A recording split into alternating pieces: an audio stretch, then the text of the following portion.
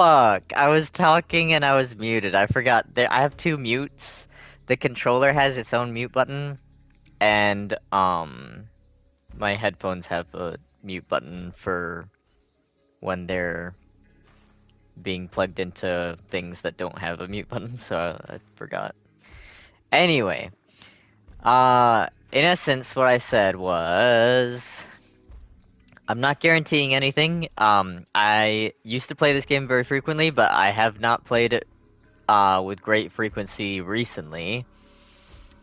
So I can't guarantee that I'm gonna do well or even live. I might die like a couple times. Um, for a specific reason, the aiming in this game is different from other games, even other FPS games. Um, and there's a logical, provable reason for that. It's not a justified reason, but it's observably and provably, verifiably different. Um, I can explain why, but it's not gonna make sense to you. It's gonna be like I'm trying to explain like quarks and quantum physics and shit, because it deals with metrics that you don't know about and math that involves them. So it's better to probably just talk about it another time. Um, anyway, as you saw on the stats page, my statistics are very mid at best.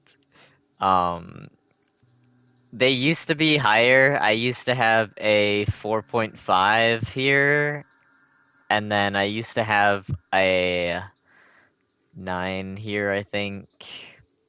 Actually, it was higher. I think it was 11 at one point, but then I fucked it up. I was technically top, like, I was within the top 10 for sure, because I was ninth place worldwide on PlayStation, which was for a few reasons, not just because I'm smart, but because I also had experience, and it released on PlayStation after it had released on Xbox, and obviously it started on PC. Maybe not so obviously, but it started its life on PC only. And so I had that experience, and a lot of other people did not. So I had a little bit of an unfair advantage in that regard. And then obviously I'm intelligent, so that gives me a bigger advantage, I would say. Anyway, the I used to be quite high up on the leaderboards, but I fucked it up because I was one night I was just like, oh, I'm crazy, I'm crazy, and then I tried to go for first place and dethrone the guy, and I fucked up and I died. And it was so close too, because I had not died in like a long time. I didn't die at all up until that point, actually. And then I bit off more than I could chew. And I died, and then my stats dropped, and then I lost my position. I think I actually might still be high up on there if we look at it. I don't remember where it is, though. Not there.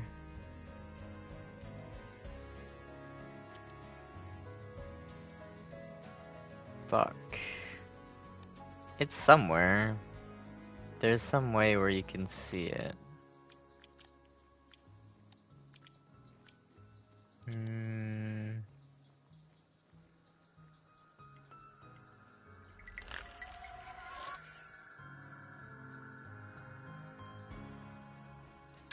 Maybe... Wait, what the fuck? There's no way. Where was it before? I'm just curious now to where even to find it. I don't even know.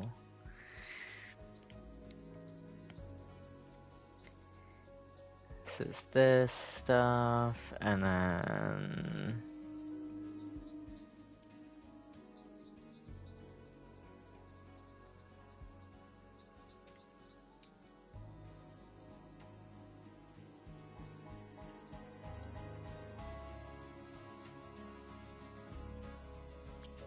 That's so weird.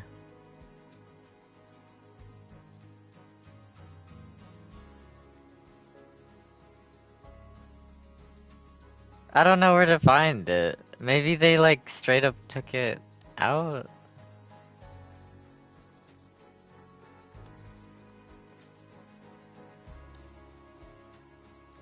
No, what the fuck? That's so weird. I guess they don't have leaderboards anymore. They used to have, yeah, I know, I was just curious to see it myself. Um,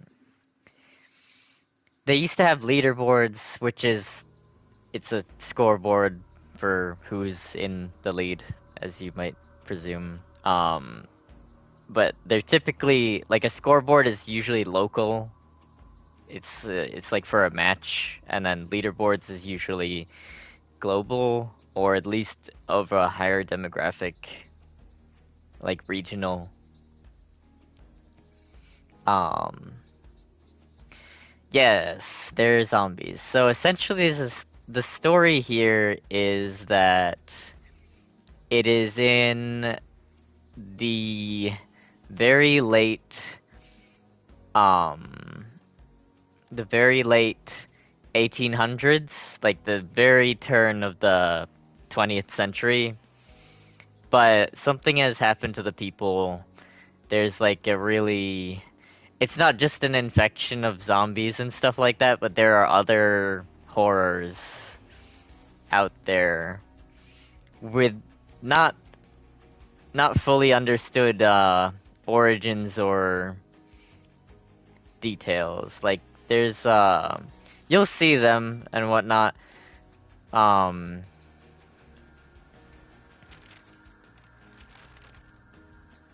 you'll see them when we encounter them. Anyway, that it's essentially like a western, although I hate to use that term because the parameters of what a western is kind of like weird. A lot of people like refer to like the Wild West and stuff, especially when you talk about things like the government being detrimental to living freely. They'll be like, "Oh, what do you want? You want it like the Wild West where everyone shoots everyone every day?" That never happened. None of that ever happened. That was completely a Hollywood thing. Um, like detrimental means hurtful. It means like hurtful in a like crucial way. Like if you trip if you hurt your leg during a race, that would be detrimental to your success in the race. Um After that screen shot me the pics of the zombies and the explanation with it so I can read them on InstaFeed. You can read them while I'm talking, maybe. I don't. It's kind of hard for you to focus, isn't it? Though. I'll just leave it up for now. In essence, we are in. Oh, well, let me finish what I was saying. That all that shit came from Hollywood directly. It was completely fabricated. There's no, even conceptually, even if you like had any doubts about it, like if a normal person believed that, they should think to themselves like how is it possible for people to like live like 16, 17, 18 years and then just get killed in like a shootout in like a bar, like a saloon in the Wild West, you know? Like how would that make sense? How would society like grow and develop, you know, if people just lived like a childhood and then died essentially like all the time? It doesn't, like that would drop the average lifespan by a lot, you know? Like it doesn't. Anyway, none of that shit ever happened. Um, there were crimes. I'm not denying that. There were crimes and there were people who ran from like the law. There were fugitives, of course, but those are like very very low numbers. Not low compared to today necessarily, but they were not. People use that as like a defining characteristic of what the Wild West was, or what America was back then in the like the 1800s and stuff. And it has nothing to do with being an outlaw. Literally nothing. Anyway, I could, you probably read this already. I can skip to the next bit and we can read that. Journal of Dr. Reinhard Winkler. Described from original typewritten 8.5 by 11. That's just the size of a normal sheet of paper in the US. Tuesday, May 7th, 1895. It took Father Nico and his children 6 hours to draw the wards. In the end, he fell asleep, exhausted from his ordeal. Only 2 boys... Oh, you screenshotted it? Okay. Blah, blah, blah. Everything dies. I'll just skip to the next one if you get... Yeah, if you want.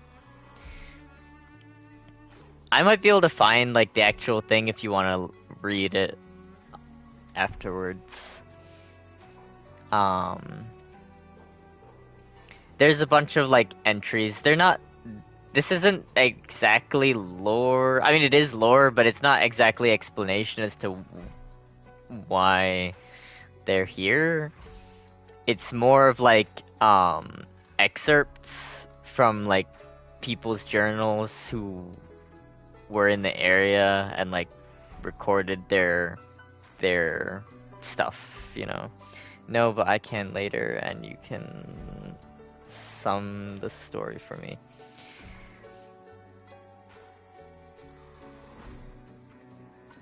So, like, there isn't really a lot of explanation to it. That's kind of like the idea, is that there's just these, like, there's these inexplicable horrors in this area, and you, the player, us, we, me, all of that, we are bounty hunters.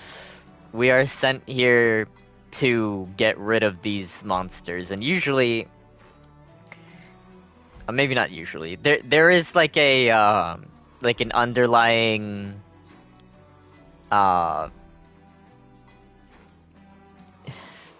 theistic motif, I guess you would say.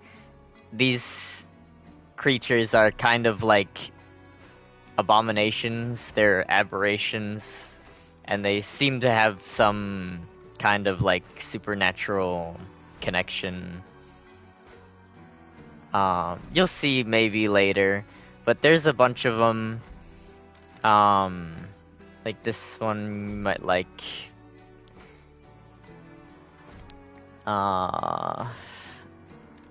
This one, it's kind of hard to see what it is. You can see the like the legs and the claw. It's like a person that's like morphed with a tree, kind of. They have like woody like growths on them, and that's why they're called armored, because it kind of like it mitigates the damage that they take. This one is pretty disturbing. It's literally what it is named after. There's just a hive of insects growing out of her rib cage.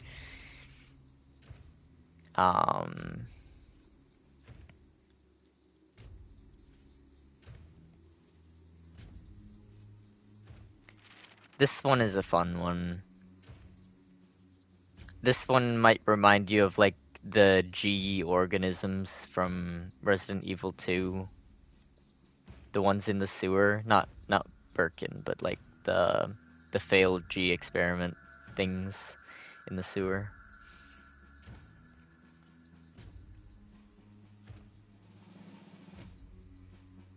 And it gives them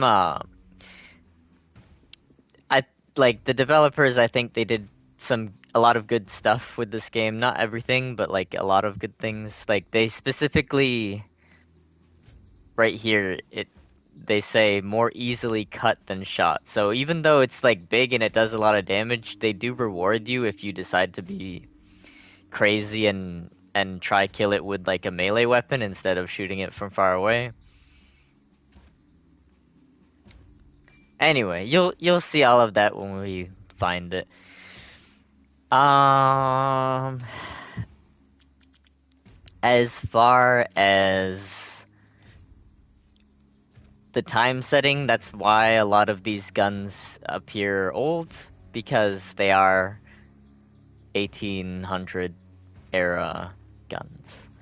This one specifically used to be a musket. This is called it has the name up here, but it's actually more specifically called the Allen's conversion because um Allen's was a guy who he made this device so that they could convert muskets into rifles. And that was a big change. And this is not the only rifle that did it. Every power around the world did it. Um, but they all did it in different ways, and I really like this one, not just because it's American, but because it's an interesting design. I wish it was a little bit stronger because they don't really.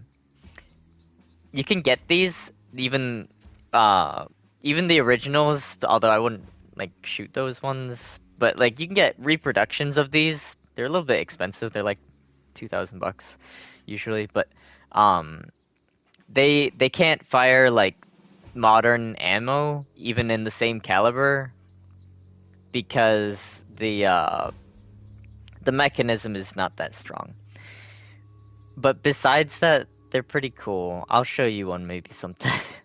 Like pictures of I don't have one, but like it would be nice to get one sometime. Anyway, um but that gives you a grasp of like how old this is. I know it doesn't like really give you a grasp, but like muskets are old. You know that. Type me the name of it. It's called the Springfield 1866 will bring it up, but more specifically, you want to search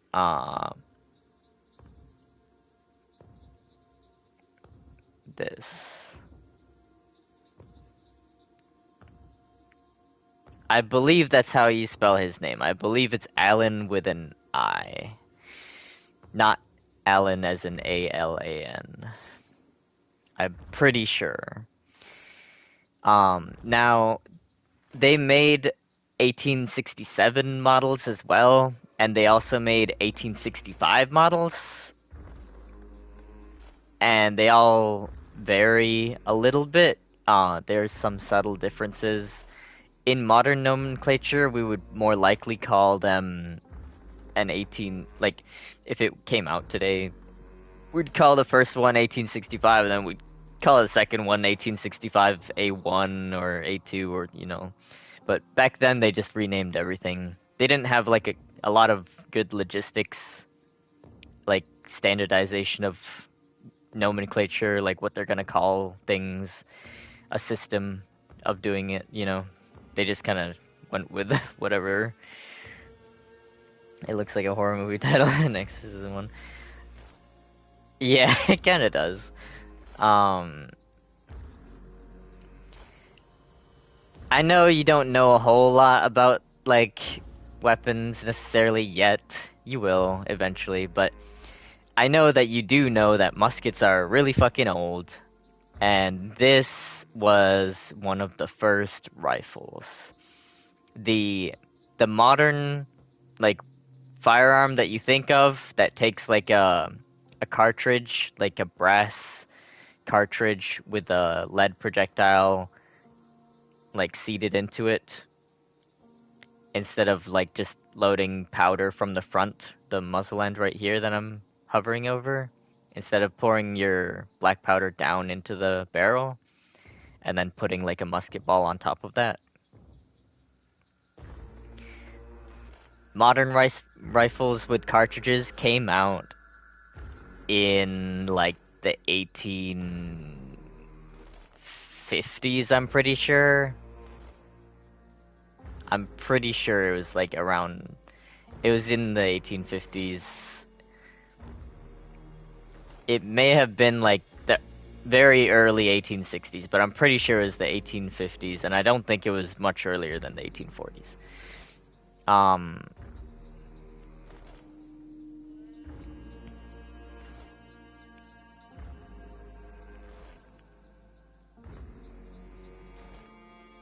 I'm trying to think of if there's anything else. That's also why a majority of these handguns that are available are revolvers. You remember what I taught you about revolvers, right? It has this cylinder, and the cylinder is what revolves and gives the revolver its name. It's because handguns at the time, that was like the only really way to, that was the only way to like,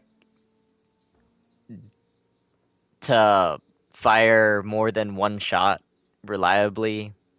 And they also had revolving rifles by extension of that. Um, this is really just a pistol with a stock, but they had uh, they had revolving rifles. Let me see if I can find one real quick. Like this, it's fucking grayed out.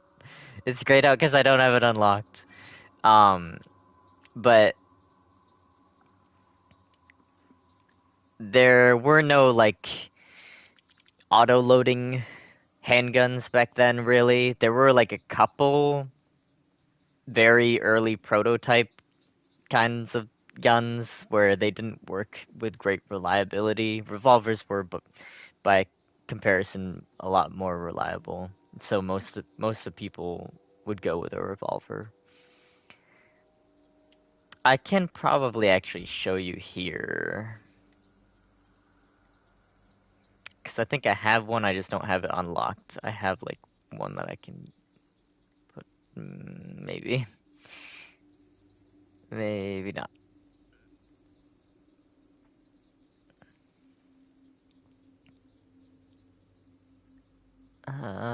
Maybe. Nah, I could show you here though, for sure. Um,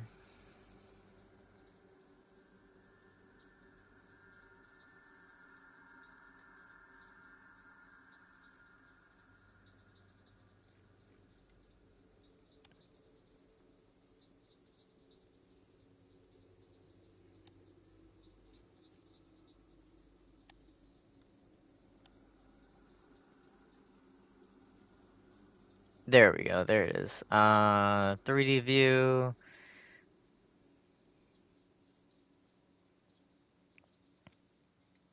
All right, so this is an example of like a revolving rifle. Do you see how the cylinder rotates? I don't know if I could zoom in. Yeah, there we go. Fuck. I'm trying. I'm sorry. The I'm not used to the camera controls. See how the cylinder revolves when you pull the hammer back and you're preparing to fire the next round?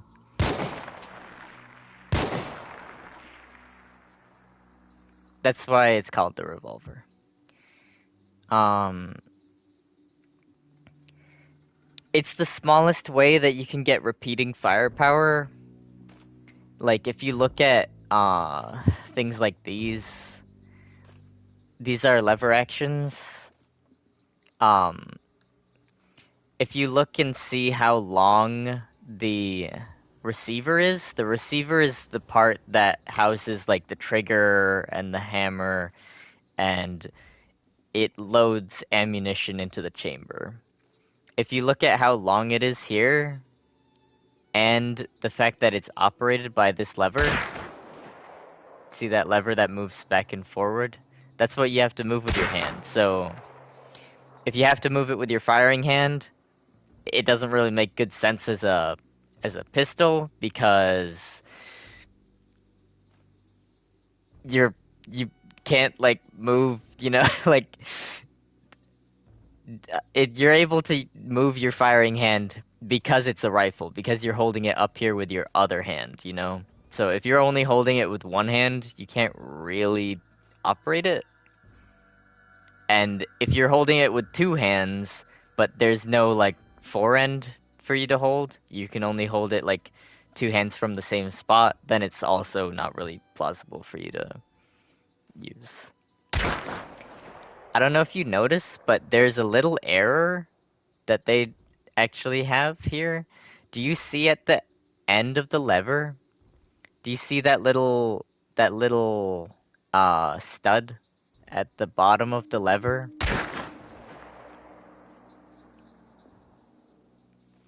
I don't know if you notice it. That little tiny stud right there, that's actually a safety. It's not to keep the gun from firing, but it's to keep it from jarring open. So like if you were putting it in, if you had it on horseback or something and you didn't want the action to like swing open or anything, you didn't want like ammo to just fly out by accident, and you didn't want the action to open and like dirt to get in or anything, you would put that on. It can turn the other way. You see how it has like a notch, or like it has like a protrusion, really, rather, that's facing the lever. You're supposed to turn it the other way so that it points left, so that you can actually, so then you can operate the lever, then it doesn't get in the way. Right now it's on the safe setting, so it should be obstructing the lever, and it is actually in the 3D model, but they just it doesn't have collision, so it doesn't like make any difference. In real life though, you'd want to put it to the left so that it doesn't get in the way of the lever, and then you can operate it as usual. Anyway, I will talk about firearms and stuff later.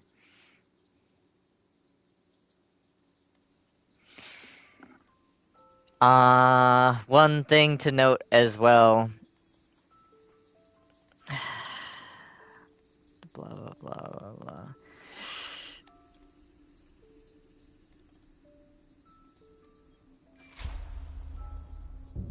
They recently added that. I don't know why. I don't think it's necessary, but it's fine. One other thing to note is that this is a long game.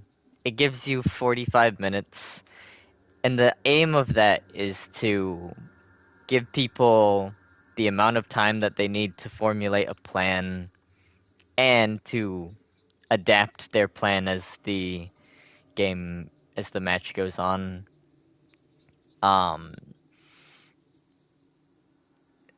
So typically in other games, a match would last like 10 minutes, maybe less than that in some instances.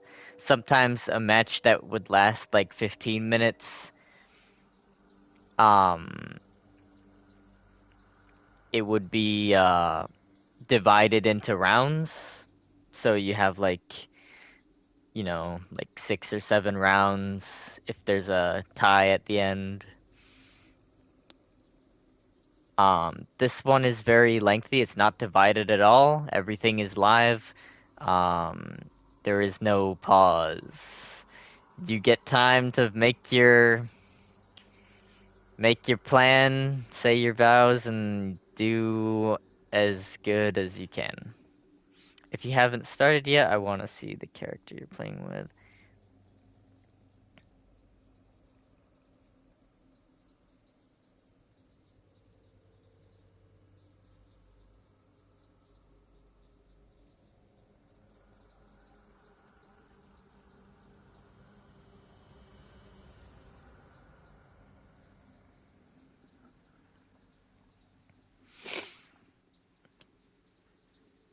So, I am gonna talk a little bit about arms during this, because this game has like a lot of good things. I know I just explained how the safety was in the wrong position, but this game does have a lot of good things, um, in terms of like realism, and it makes it a good teaching platform to use, ironically. Um, you'll see here in a second. Or actually, you won't see just yet, technically, but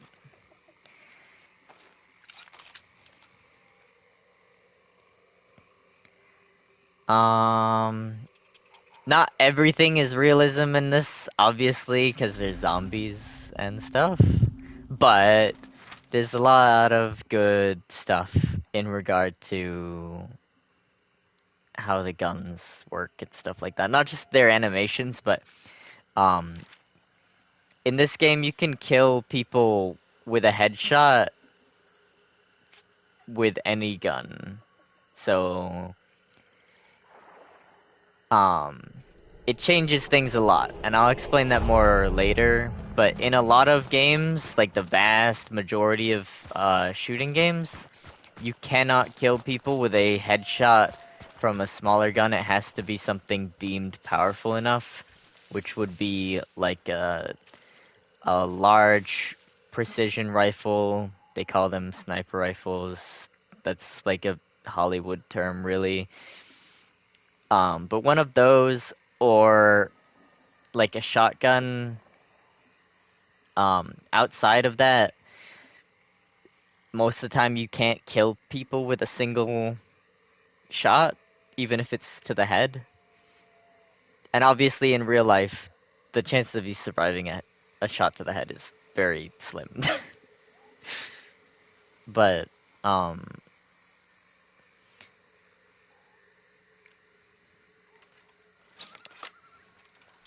I'll explain more shit in a second. Really, what we need to do.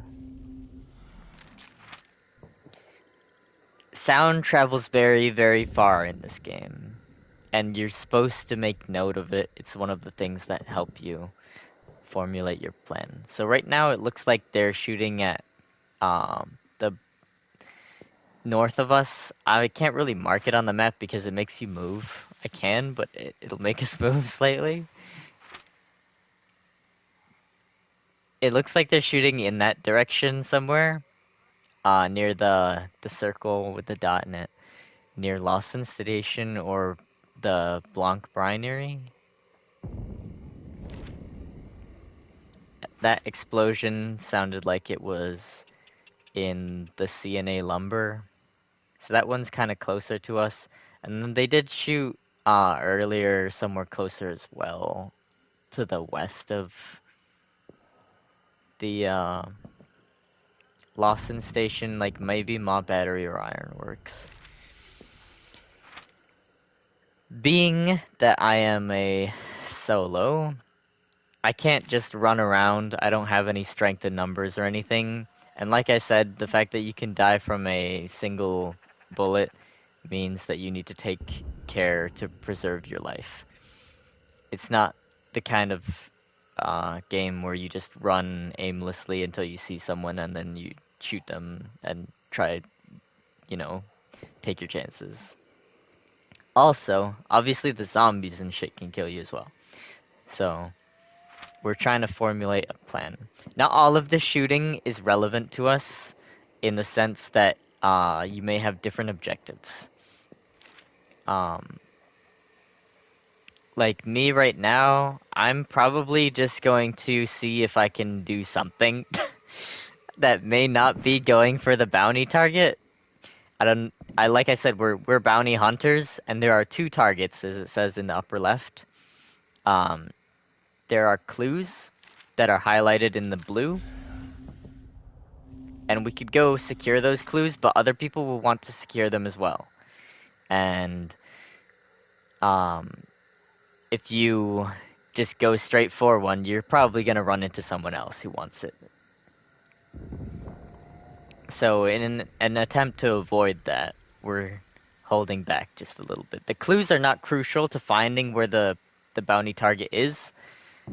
The gunshots can sometimes give away their positions. Like there are a lot of shots at that northern area, the Blanc Brinery or the Lawson Station, somewhere around there. So one of the bounty target monsters might be over there. That might be why there's so much bullets being fired.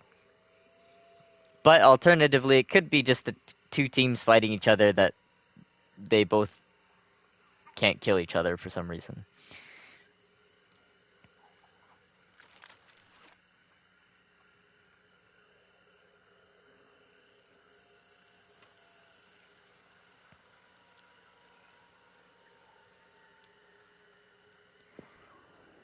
what this is called is the high ready. When you have your weapon up like that, and this is called the low ready. So when you're at the low ready, it's preferable typically because your gun's not sticking out, so other people are less likely to notice it, and you're also not fatiguing yourself by holding it outstretched in front of you. That way, when you go to aim finally, you're not tired of holding it for so long. It's a more rested position, and that is important for long missions, you know. You're not just trying to survive now, you're trying to survive the whole thing. I know this hasn't been very, very, very exciting because we haven't done anything yet, but I'm trying to gather data. So now it's at 40 minutes. We started with 45, like I said. There's still shooting over there up in the north side, and there's not been very much on the south side. It's been pretty quiet. I think I'm gonna head to the Wolf's Head Arsenal.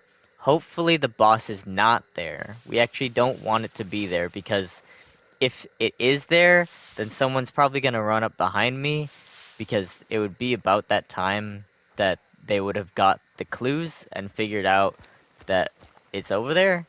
I don't have any clues, so...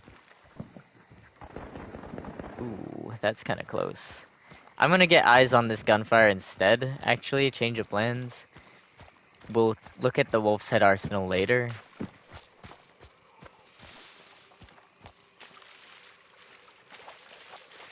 That shooting was pretty close, so... I don't just want to run over there in case I make noise. You can scare... It's possible for you to scare wildlife, like crows and horses and stuff like that. And that can give you away. They are avoidable, but it's, you know, anyone can make mistakes and stuff like that, and mistakes can get you killed. Like these crows right there, if you get too close to them, they will kill you, essentially. The crows themselves won't kill you, but like, whoever's over here would come over here and try to find me, you know. I believe that shooting was here, because it sounded quite close.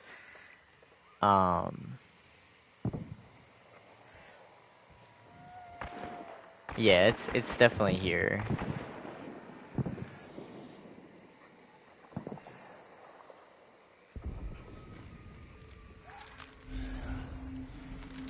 It's possible that the boss is here as well.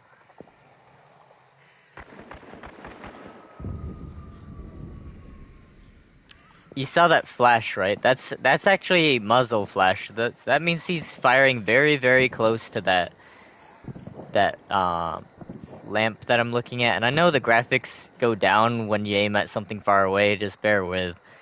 That's just a reality of how the game is coded. um,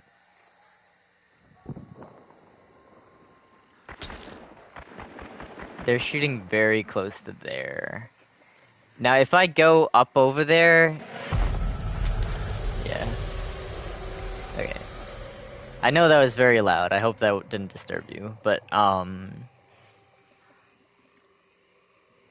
in essence, if I just go in there right now, it's gonna work out very badly because this is not only a fortified position, um, being that it's a building and they have cover and they know where things are already.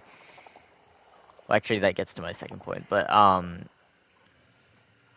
they could be looking out already. They should be looking around and trying to make sure that there's no one else here. If I just run in there, they could have set traps, and also, what is that?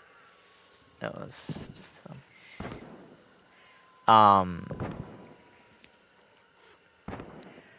they could have set traps, and they also know where everything is already, if there are traps already set. So they have a very big advantage. It doesn't really, It doesn't bode well if I just run in there. I'm likely gonna die. But it's possible for me to see potentially someone who's looking around on top. I'm not gonna stay here for too long because eventually they get another advantage, whoa, which I'll tell you about here in a sec. That's one of them.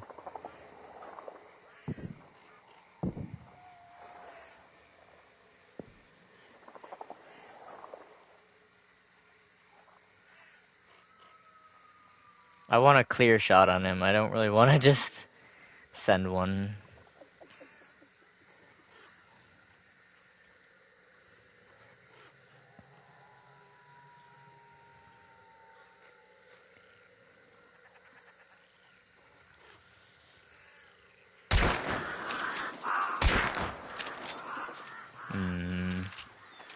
Okay, I don't think the barrel is there. We would have heard it blown up. They're probably gonna look over from this into this direction, which is why we want to relocate. If you ever shoot at someone, like I think I said in Resident Evil 4, you don't want to take multiple shots from the same direction because anticipation is very easy. It's not hard at all to just like predict someone's gonna be there and then shoot them. I might take a shot on him now though.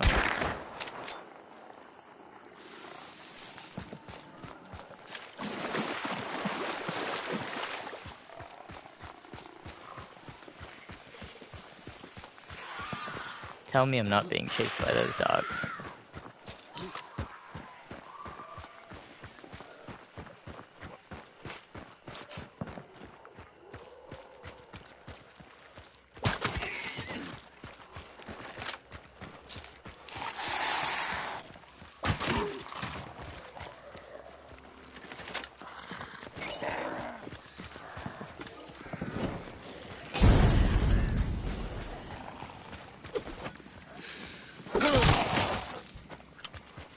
Alright, we gotta go a little bit. Right now, it looks like there's extraction to our left. I know this is a lot of information to process. What they're trying to do is get the bounty that they just picked up, and they're trying to extract with it. So there's a little symbol. There's a bunch of white lines next to where it says Ironworks on the left. I made enough noise at the Ironworks themselves to where they may think twice about going that way, but a lot of people don't give a shit. They'll just go anyway. It's weird.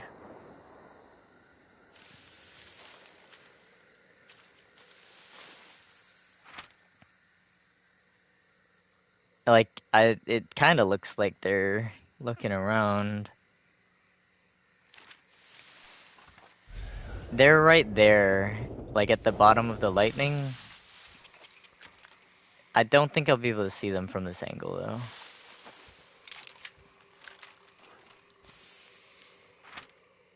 Let me think about what the options are. They probably are gonna go to the Ironworks extraction point. It's right here on the mouse. The circle and the dot is by that little symbol with the arrows and the white lines with like the T thingy at the ends. That's an extraction point. They're trying to leave with the bounty.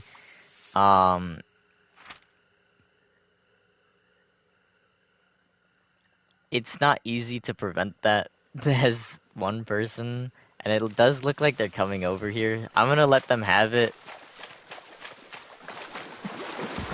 I don't want to get caught in this swamp. That would be my demise, most likely.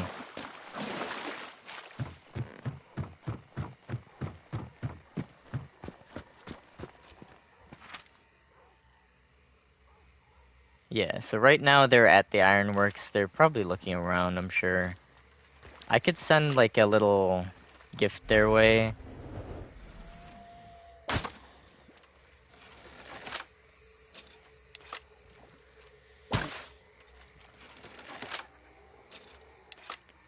It's probably not gonna kill anyone, but like it might spook them and cause them to like look around and shit. I think it's funny to use your shit like that. It sometimes can benefit you, buy you time, stuff like that. I'm gonna try get eyes on this next happening. It sounds like it's at the Goddard docks.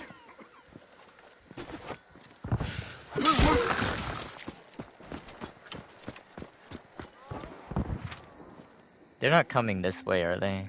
No.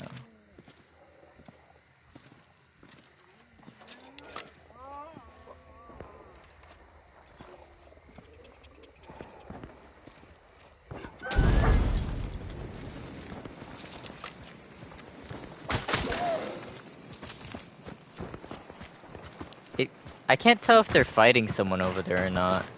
I'm gonna try get up high and see what's going on. 'Cause I can't tell if they're fighting someone or not. If they are...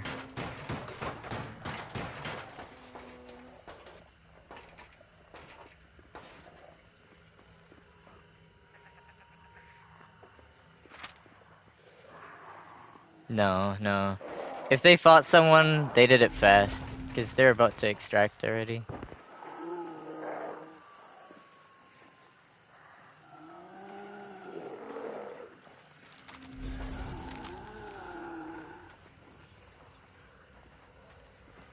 They're gonna get out. I'm not worried about it.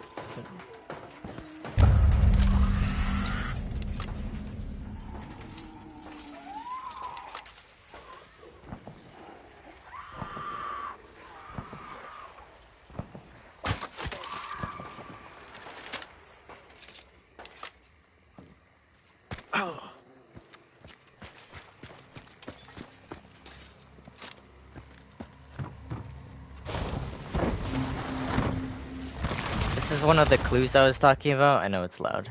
It's not like we need it, but that's what it is, essentially. We already know that they're at the Goddard docks. It's been no secret for some time, but...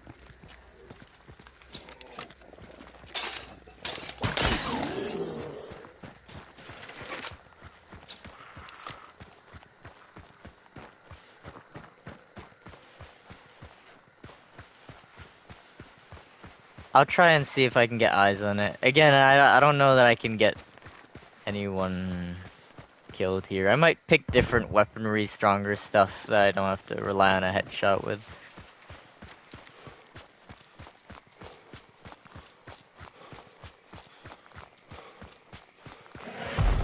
Oh boy, they finished already. Alright, that's fine. We'll see what's up here. So they're over there in the main building. The idea at this point is to not die. You don't want to just throw yourself at it getting desperate. Sounds like a fight though, because we just heard 3 guns being shot. And we're not fighting teams of 3. So it has to be more than one team.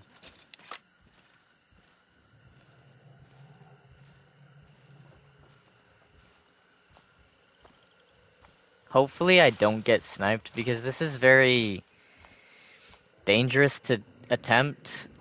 Because when I approach here, I don't know what I'm getting into. There could be someone already in this bush for all I know. So you have to take that into account when you decide to like make your approach.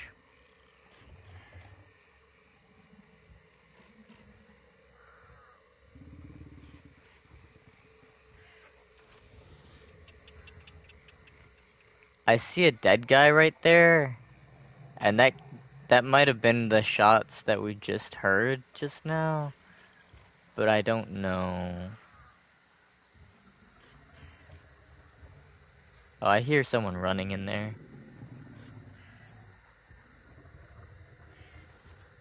He's running right in that little building. I can't mark it. This one.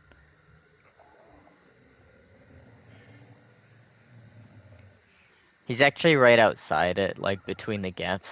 It would sound like wood floor because it's got proper flooring in there. He might go out and check the body though, and if he does, then we have an opportunity to kill him. He might be fighting someone else. I don't know. I see his feet right there. You can see him through the...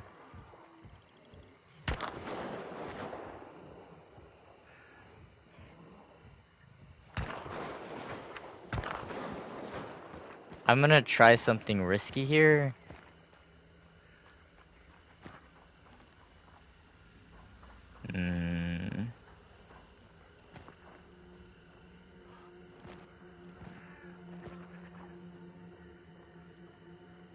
Oh boy.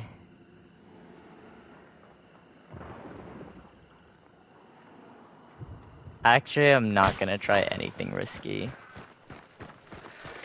I'm gonna dip out because unfortunately they killed the meathead there. That was the one stomping and making that noise. And they also killed the dude really fast. As soon as they pick up that bounty, you see how it says this person has a bounty. As soon as they do that, they have this ability where they can see you if you're within a certain range. And so that puts you at a big disadvantage if you're trying to ambush someone, because you can just like see their approximate location and look for them there. So I know this was not very eventful, but that's just how it is sometimes. That's the nature of it. If you try and force force confrontation, try get some action, just like no matter what, you are probably gonna get yourself killed at some point. But we could kill these dogs if you want.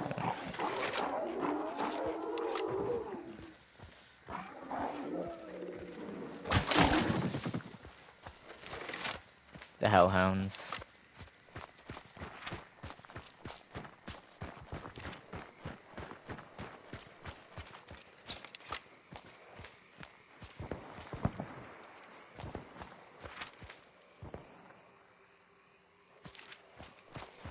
I can't really tell what's going on. It sounds like they're fighting someone, to be honest.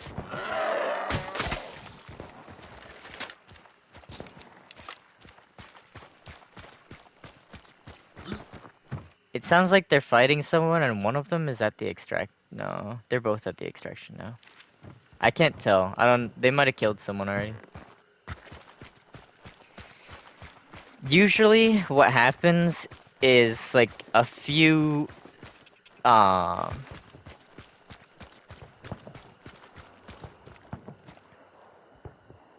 There is 3 people. They're fighting someone. They're just not doing a very good job of it. Usually what you run into is you have people either trying to ambush you at the monster's lair, the bounty target site, or you have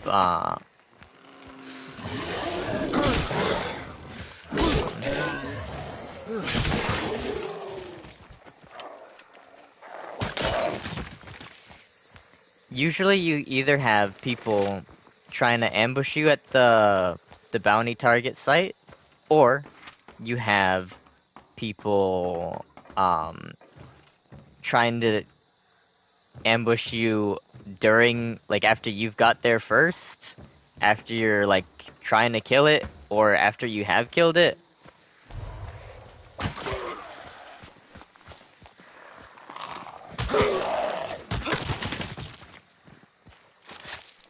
Or you will have people who are trying to kill you on your way after you've grabbed the bounty itself, on your way to the extraction. That's the 3 most frequently occurring scenarios. if you're trying to ambush someone, your best bet is to actually do it before anything happens, like before people find the lair, like where the boss is, and before people do anything else. If if you're able to kill people early on like that,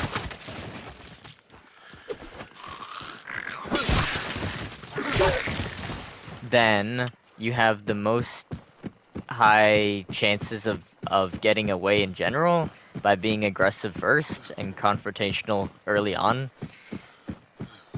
It's kind of reminiscent of other things, but the reason for that is because you have the highest success of like winning your engagement. Oh shit! Because you have the highest success of winning your engagement earlier on, because no one has any ability to see you, and no one has any fortifications down, like they don't have any traps set, so you don't have to worry about either of those, and you don't have to worry about even having a stronger position because people are running around in the open from one clue to another clue, and they don't have a superior position. If anything, you are probably going to have the superior position if you decide to take it. You may not decide to take it, but I don't know if you can hear, but there's a person breathing here. It's not actually, it's just a glitch. But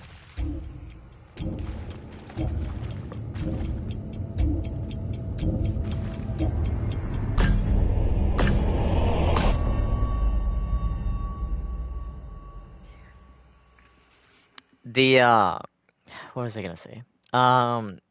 So yeah, it's if you aggress them early on, you have a higher chances of getting away with the bounty, because if you remove them, they don't respawn in this. Once you die, you fucking die. You are completely dead. There is no there's only one way to like not be dead, and it's if your teammate saves you. Your teammate can revive you. Or you can revive yourself if you don't have a teammate and you have a certain perk. But at the cost of that, um, if you get revived, you have permanently less health. So people are more likely, like at the beginning, um, let's look at the teams actually really quick. Alright, so this is how many teams there were. Everyone else was a duo except for me. There was, this is fucking weird. I don't know. I've never seen that in my life.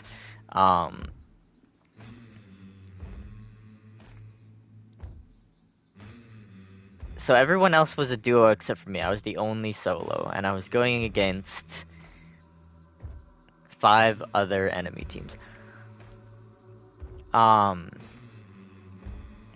Anyway, we'll go search another thing while I talk.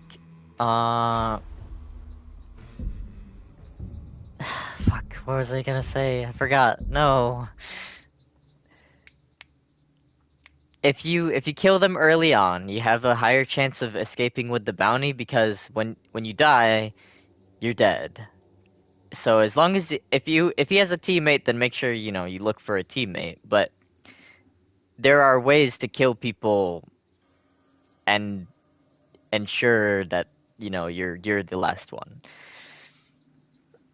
So even if they do get revived by their teammate, or if they revive themselves, they will permanently have less health. So at the beginning, you have to kill people with a headshot or something strong like a shotgun, or something like a grenade, an explosive of some kind. But after they've been revived once, you no longer need that to kill them. You can kill them with a shot to like the chest, like the lung area, and that will kill them if you have like a rifle, like a stronger rifle. And if they've been revived twice, you can kill them in one shot with almost anything. And if they've been revived 3 times, you can kill them with one shot pretty much anywhere, except for like extremely long ranges with extremely small calibers.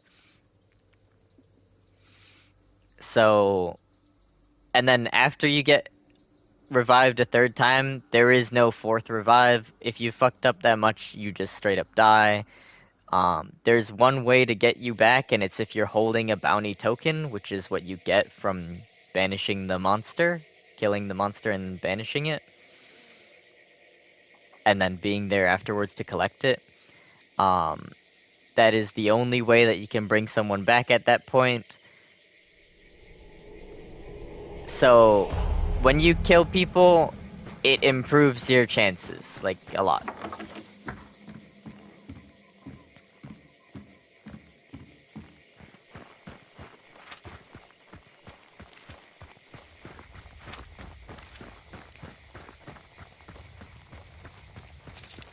And I'm sure you've noticed that there's weather in this game as well. Not just time differences, but it's foggy. There's thunderstorms and other things. It's pretty cool. I like it. Obviously, when it's foggy, sniping becomes harder because you can't see as far. But it could also help you in certain ways. It could conceal your approach so that you're not seen until you get close enough to make your shot. It's give and take.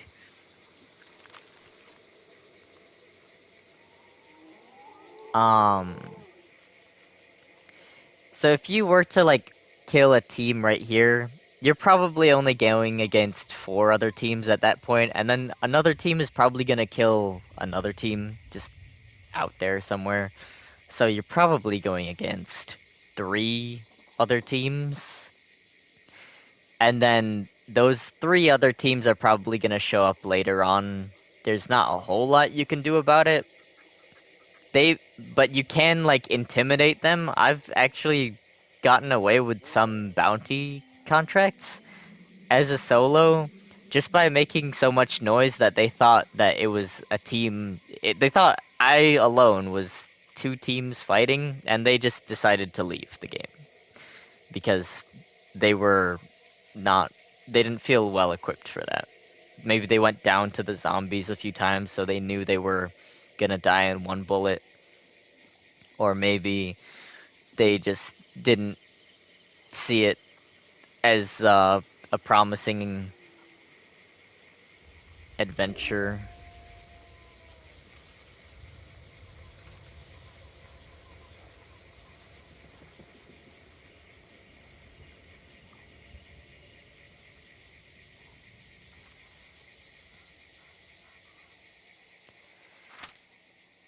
Right now, it's dead quiet pretty much.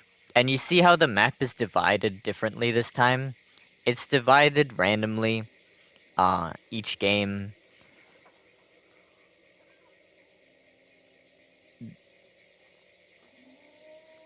It's not always like half and half. Like last time it was more like 40 and 60, but um this time obviously it's like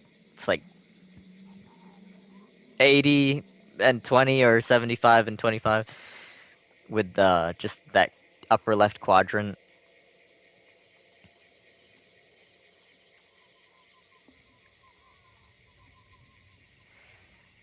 What that means is that first of all, if no one spawned next to me at Salter's Pork, which okay, I was about to say that. Essentially, their bounty is probably going to die very quick because they have less areas to check. They only had to check 4 areas, and they probably spawned at Goddard Docks. So they probably spawned next to the boss and killed it very quickly with like a melee weapon. That's why we didn't hear it.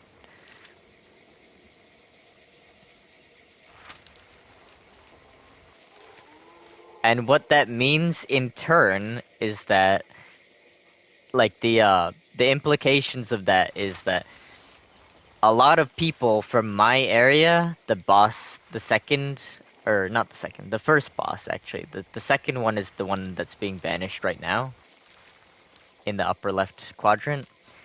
The first boss is like people in this area, the rest of the map, some of them are going to go to the one that's being banished right now in an attempt to steal it from them.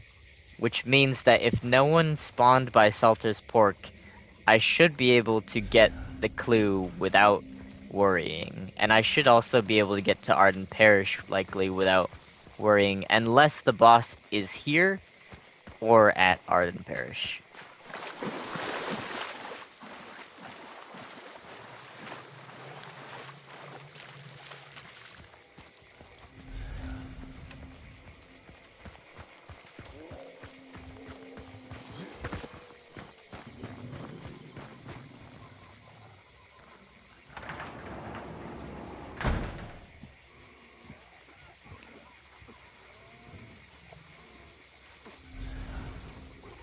Alright.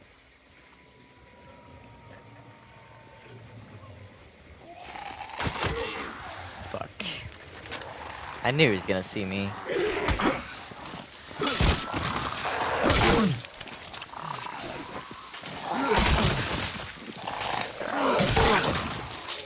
That's okay that we're lost a little bit of health. It's fine. I wanted to show that anyway, because if you notice, I am not healing more right now. I'm just staying at half. So essentially, oh shit. It's gonna fucking be annoying here in a sec.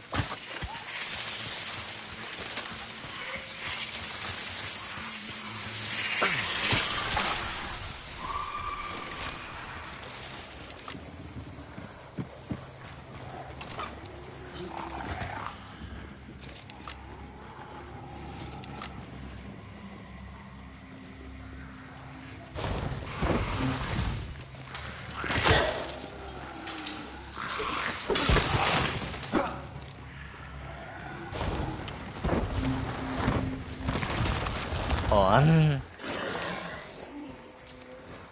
Okay, so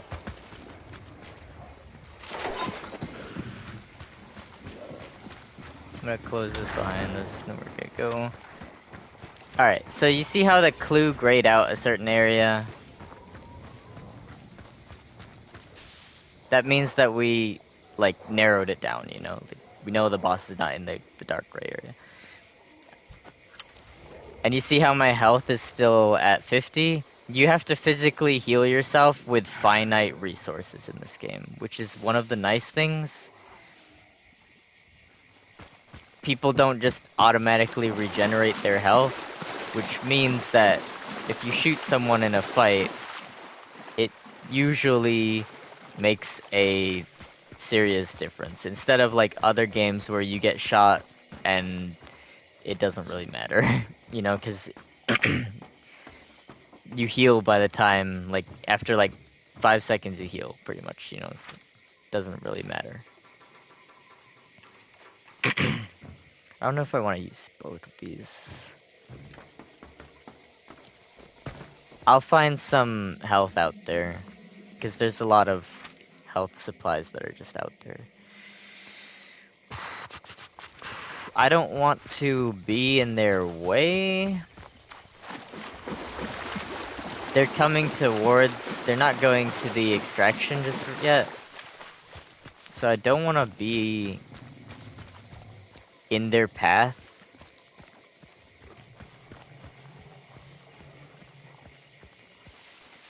And I also don't want to run into these hellhounds. This is another thing. If you ever have to do something important, don't go... I guess it doesn't let you go under there, but don't go above the bridge. Don't go on top of the bridge. Go underneath if you can.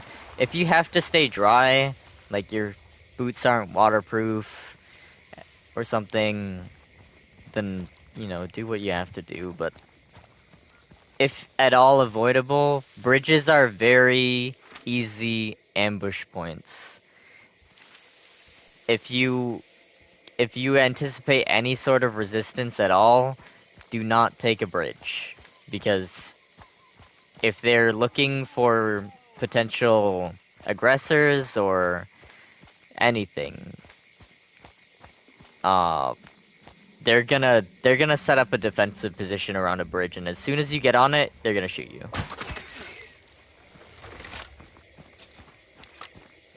Why? Because on the bridge, you have a known path. You're gonna just go cross the bridge. You know, you're not gonna move side to side or anything. And two is because you can't really move side to side, because that would force you to jump off of the bridge, and usually there's some sort of like hand railing, guard railing thing. So in essence, you're funneled. You're like fish in a barrel, you know, like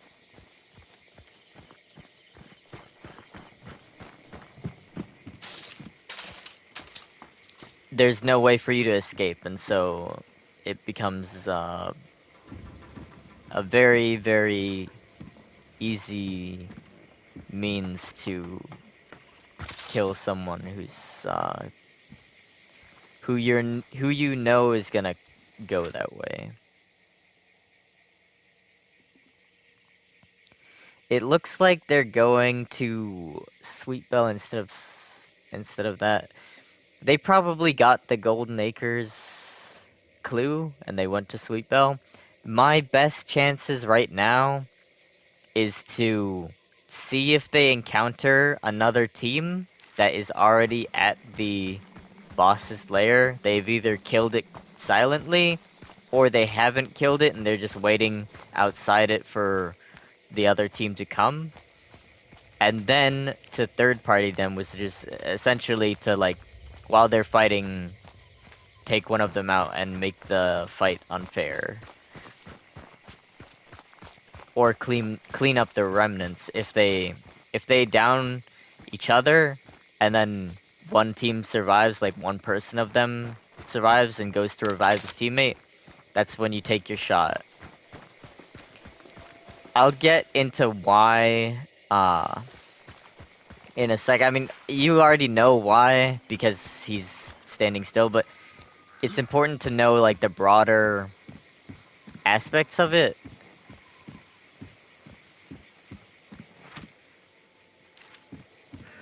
So, like I mentioned when we were playing Resident Evil 4, there are, in essence, two elements of stealth. There is the information of where you are, and the information of when you are in it. Like, I know that sounds very confusing, like, when you are, like, what does that mean? But imagine the bridge situation again. Imagine I don't know where you are right now. They don't know where I am. That I'm in the water. But they know that I'm gonna cross this bridge at some point. All they have to do is watch the bridge. But I am in stealth. I am in stealth because they don't know when I'm gonna cross the bridge. But they know where I am going to be when I cross it. Now, alternatively, they could know where you are, but not when. Or that is really more of an example of, like, where you're going to be, not when you're going to be there. So, and then the other one is obviously they know when you're going to be there, but they don't know where you are going to be. Like, let's say they know that I am going to be in this area right now. Like, let's say I fired my rifle, I made some noise. They know I'm in this area, but they don't know where exactly in this area. But they do know I'm here right now. They know that I'm here right now, and if they watch, I'll either have to run or I'll still be here. They know that from logical deduction. So when I say there's two elements of stealth, that's what I mean. Even if you shoot, even if you do something loud that makes you detected, if you run away, you are still in partial stealth because they don't know where specifically you are. They know that you're in the area.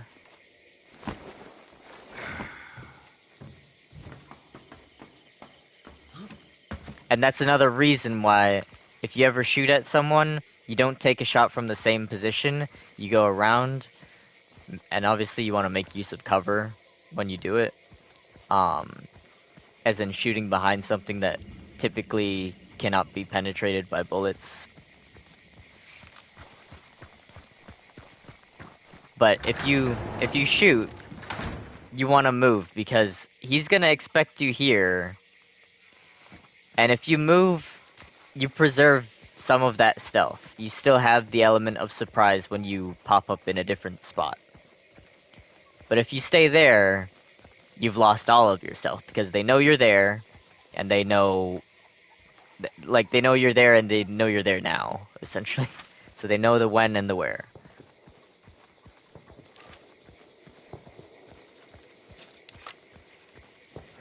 It does seem as though they're working on the next boss, and it doesn't sound like there's other teams here, which is not a good sign.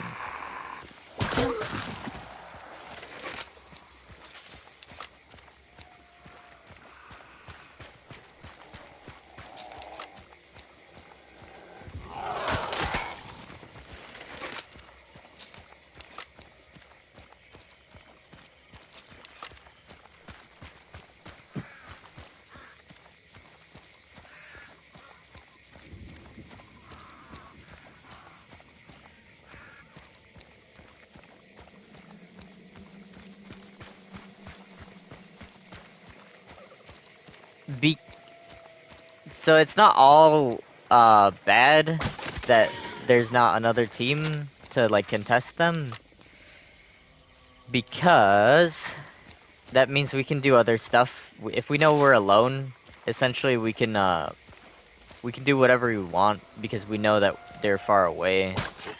But like I can scare their horse and shit.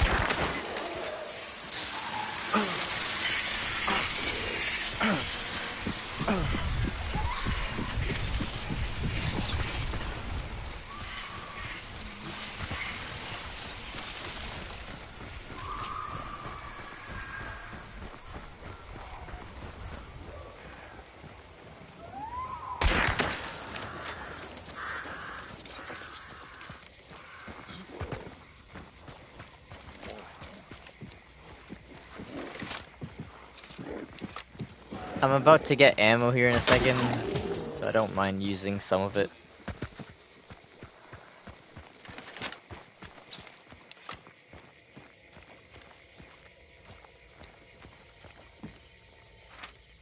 It is over here.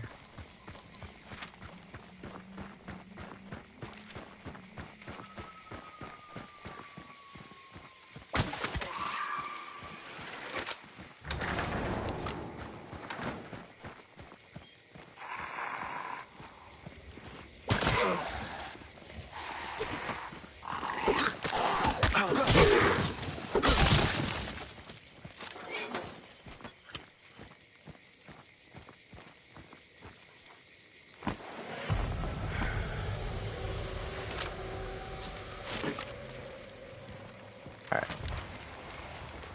So, they banished. They're just gonna get both bounties, obviously. There's not a whole lot we can do. I guarantee you when we leave, there's probably gonna be like only...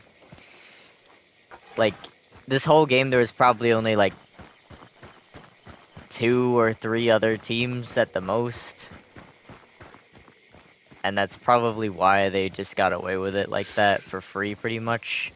If I had a partner that was good, like my friend Matt, we would probably try to do something about it, but there's only so much I can do. Even though I can revive myself, it's not guaranteed that I can succeed with the revive. They could do things that, you know, as soon as I revive myself, they could just down me again.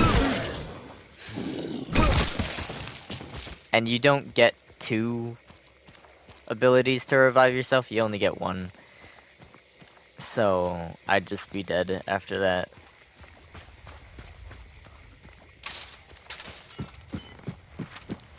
I know it hasn't been very eventful. I know.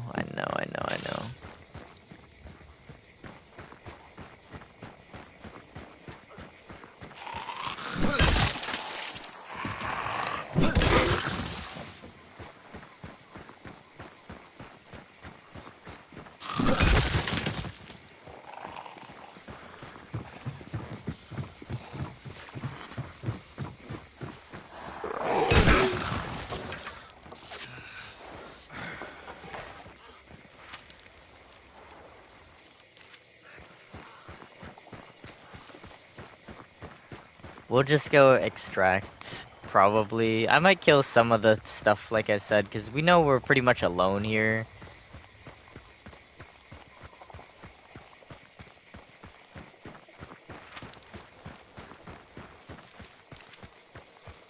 I know pretty much for sure that there's, like, no one else here, so I can run out in the open and whatnot. But you wouldn't want to do this, like, early on in the game. You have a high risk of, like, running in front of someone and just being killed.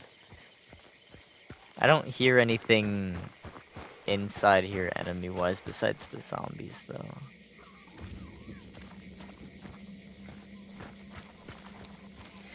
I'll show you some of the cooler things about this game, like, obviously you can hide in the bathroom, or maybe not obvious, but you can hide in the bathrooms if you wanted to. There's holes in fences and shit where you can get inside. You can climb this roof and whatnot. A lot of games have shit like that, but, you can break down doors with the sledgehammer, for one thing. For another thing, lanterns like that,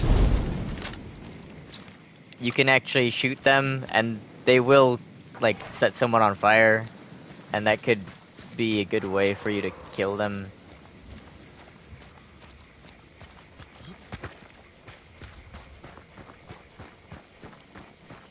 There's other good shit as well. I'm trying to see if there's anything I can show here.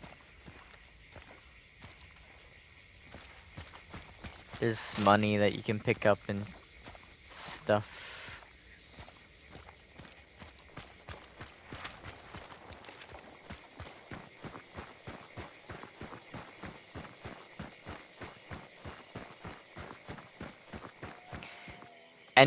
These are sound traps essentially. If you run over them, it makes a noise that can be heard by other people. It's not a localized noise. That can be heard in third person, and if someone knows where that particular thing is, then they can, you know, detect you from that. Even ambush you based on where you make noise. You can ring these bells, it says press to interact, but you don't have to just do it like that. You can actually, shoot them from farther away. And then it can be a distraction for you. Obviously, no one's gonna go up to a bell and be like, who rung this? But what it does do is it can attract the zombies and stuff like that. The bell, and it obviously spooks the horse and stuff like that. So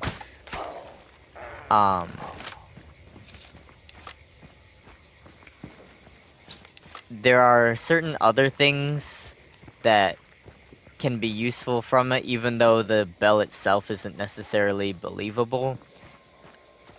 Sometimes just ringing it on its own can give you a split second, even though they'll think it's not real, it's not really you.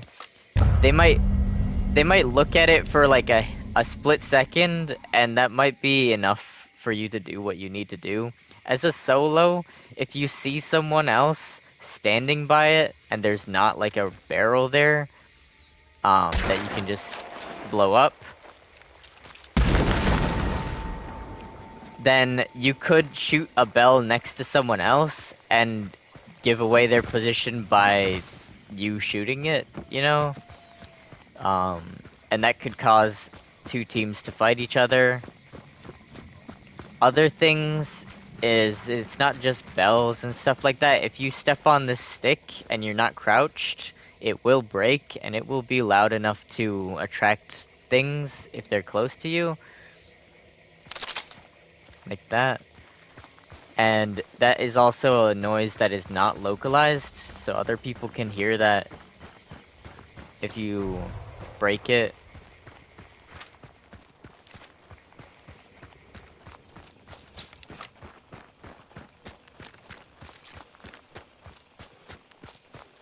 I'm gonna shoot a few times here. It's gonna be a little bit loud. Um, See, look, this branch, someone broke that. Now that the zombies can break them as well, but that was probably them because they came from this area.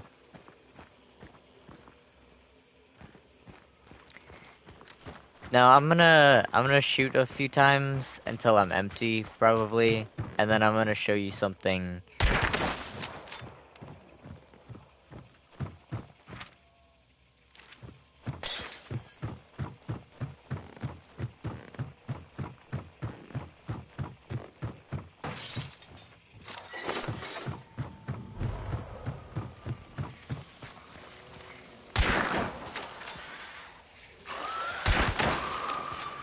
My aim is not the sharpest because I haven't been playing in a little bit.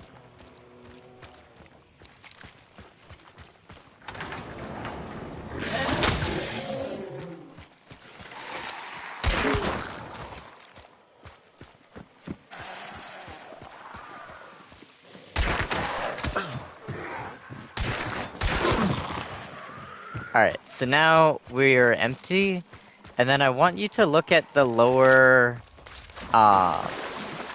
the lower portion of the screen where it shows the ammunition count. I want you to pay attention to that.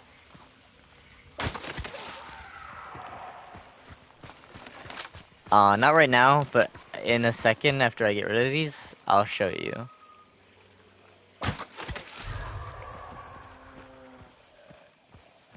Alright, so look at the ammunition count at the lower right. It's the little dots on just right next to the gun. Uh, they're right now they're black because it's empty, but I'm gonna start reloading and then you pay attention to which ones.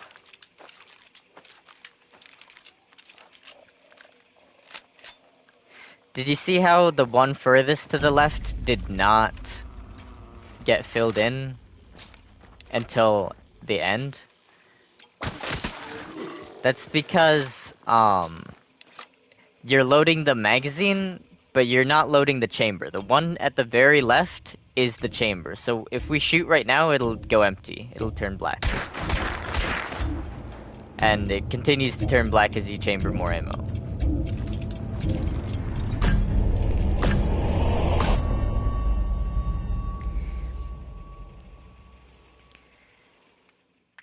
So,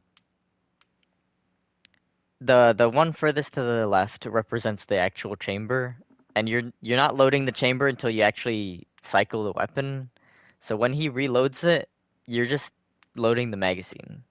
And then at the end, he cycles the lever forward and back, and um, that is what puts a round in the chamber, and then that's what then gets that farthest left circle white.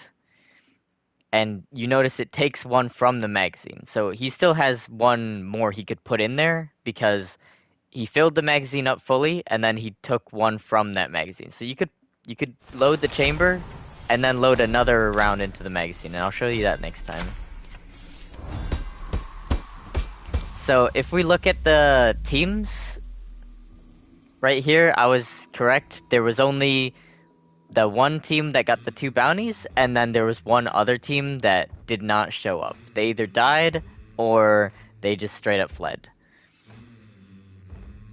My question is now, if all people are being cautious, then are being this cautious, then technically you have a chance to speedrun to where the boss is, because everyone would be thinking they need to be careful and stuff. A logical deduction considering the risk of death and other things.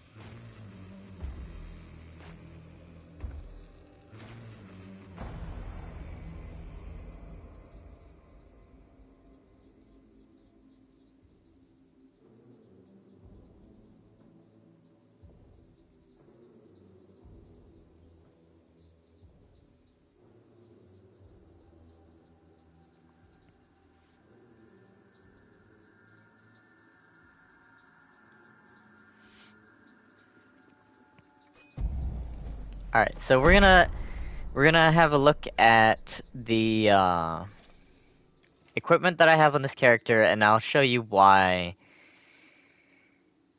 I have some of this stuff. So this is a sticky bomb. It's essentially a stick of dynamite with like nails in like around it.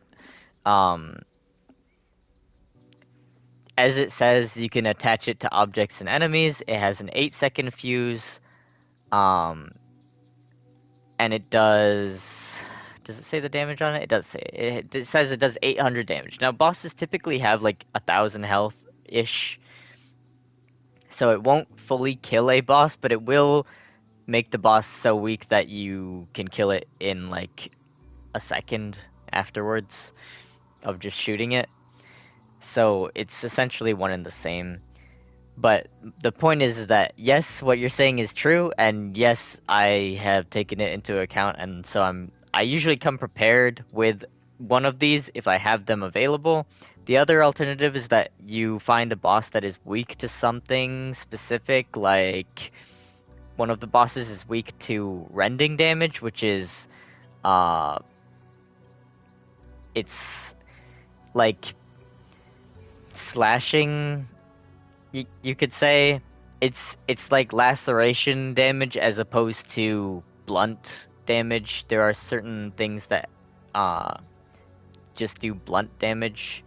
Like this one, it says blunt at the top, physical damage, weak against armor, knockback. And then this one, again, it says the same shit. Now, if you have something with a bayonet, then it won't be blunt because you're gonna be using the actual bayonet. But anyway, so if I was to spawn next to the boss, I could have stuck him with a sticky bomb and just killed him immediately. Now I would have to still worry about staying there for the entire length of the banishment, but you don't actually have to stay there. It can sometimes benefit you to stay there, but sometimes it benefits you to move away because they expect you to be there.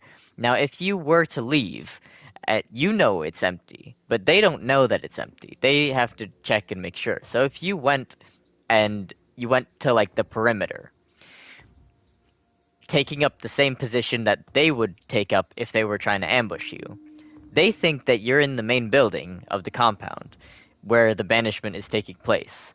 They think you're there setting up defenses like bear traps and tripwires and stuff like that. When in reality, you're on the outside looking in. So as soon as they cross the fields or whatever, maybe they even try to get into the like one of the hunting deer stands that you're in, or maybe you're on top of a tower or something like that. You've climbed a ladder to a high place, a rooftop nearby. They maybe even try to get your rooftop, and you hear them coming, and you could just kill them right there and then. Now, alternatively, they don't take your position, and they go for the main building where the banishment is taking place, but you'll have eyes on them before they see you. They'll anticipate you being inside, when in reality you'll be on the outside and you'll be able to take them by surprise, and you'll be able to essentially blindside them. You'll be able to probably get one of them killed before they realize what's going on, and they may not. You could, if you had enough time, trap the main building as well as leave it. So if you down one of the duo and his teammate runs into the main building to take cover from you, he might just run into one of your traps and die from the trap. So it creates a lot of different situations which are way, way, way more interesting than FPS games where you just run aimlessly and shoot people and then you just keep running again and rinse and repeat the whole thing.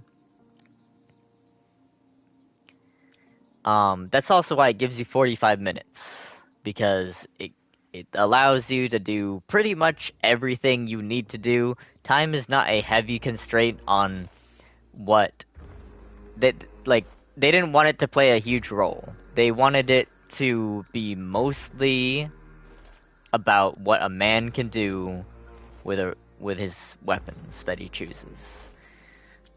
And that's what I like about it the most. You know, look at the weird animation. They have a bunch of funny characters.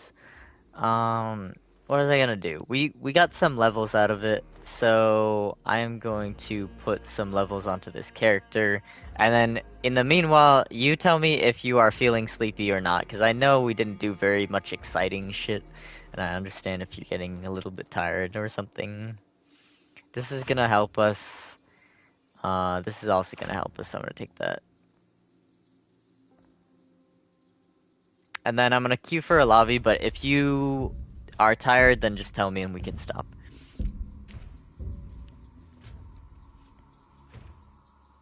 I'll be more aggressive this time so we actually see someone. I don't mind risking it. He's just level 12. It says right up here, 12 out of 50. I'm not really worried.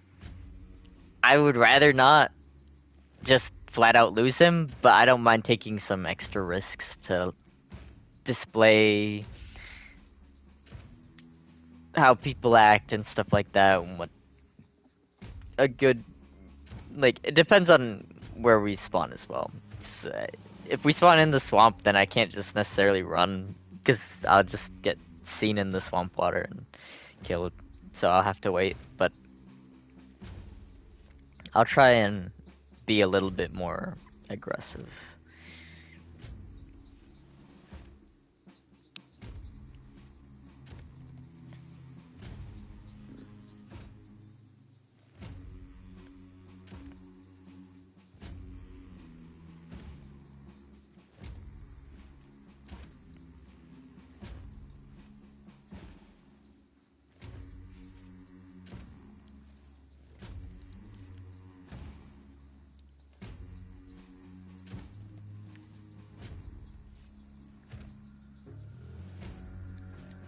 These loading screen tips are also good. They're not really enlightening for me usually, but they're better than a lot of other loading screen tips. Like, this one isn't important. This one is, like, interesting to know, but it's not important really. This one is just a game mechanic thing. The first one was more enlightening for people who've maybe never ambushed someone before. It said that traps can be used to slow down people going into the building and stuff. Higher chance to shoot. Oh, this is another aspect that I like about this game. If you shoot very fast, you temporarily go deaf. Like, you get ringing in your ears and stuff like that. Whereas most games are really geared towards, like, spraying people down. Like I said at the very beginning, most games they don't even let you kill someone in one shot, except for a few specific weapons that they allow it for, but um they gear those to like, just to like have people spray each other down with like machine guns and stuff like that. Whereas this one, it's a lot more interesting and skill based more than anything, and strategy based as well. It really punishes people who just try and spray everyone down, because if you go deaf, you can't hear footsteps anymore. People can flank you. Now you don't go permanently deaf. It only lasts like 20 seconds or so, but it's something to consider. We are in the corner right now. I'm gonna check Ironworks. Maybe.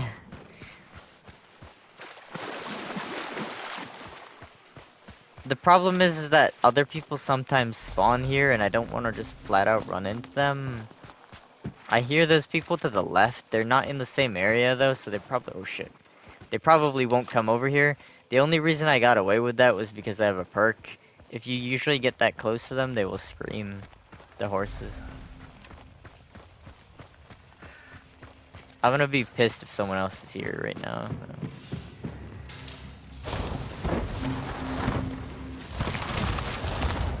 Alright, we're in a dark gray, which means that it's not here, and other people should probably see that it's not here.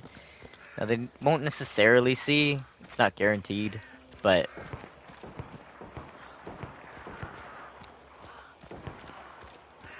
no. I kinda wanna check this out, alright?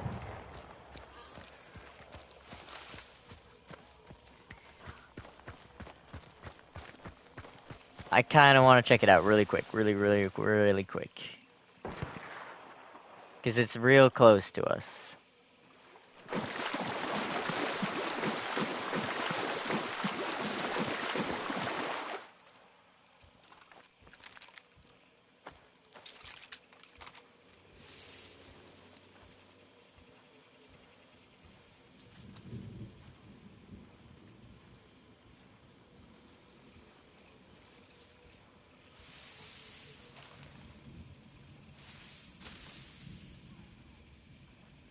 There's definitely a guy here. I hear him taking a swing at things.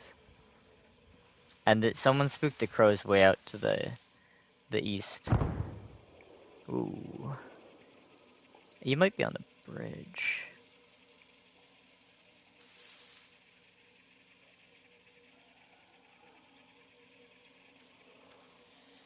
I know it's very hard to see.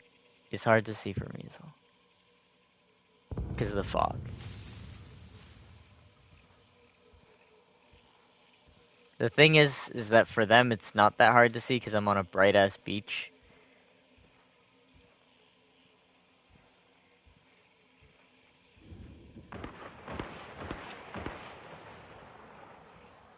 I'm gonna tail these two. It sounds like the same people.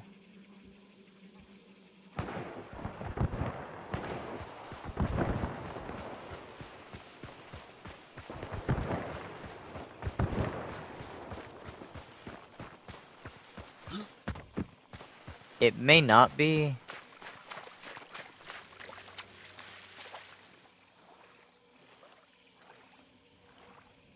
But I'm gonna try and see what's up here.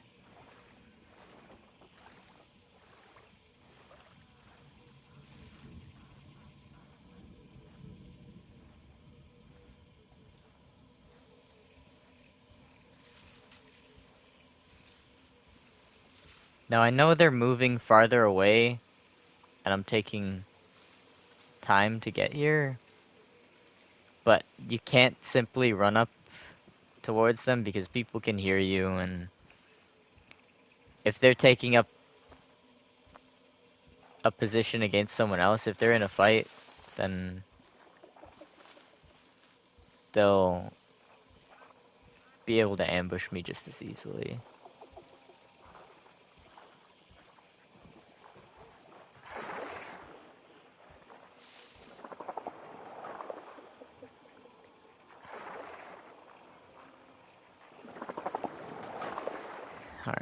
I don't see them. That's not to say that they aren't there. They're probably further southeast now.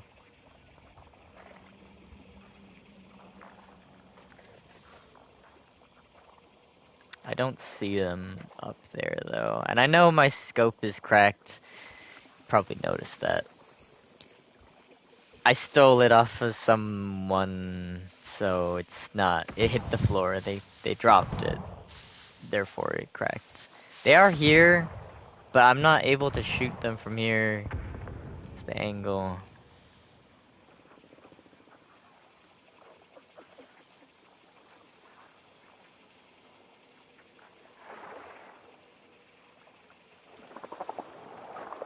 This is one where if it was daytime, it would not daytime. If it was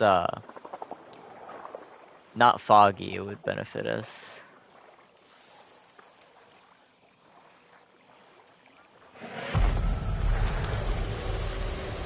Alright, it looks like this is the place to be.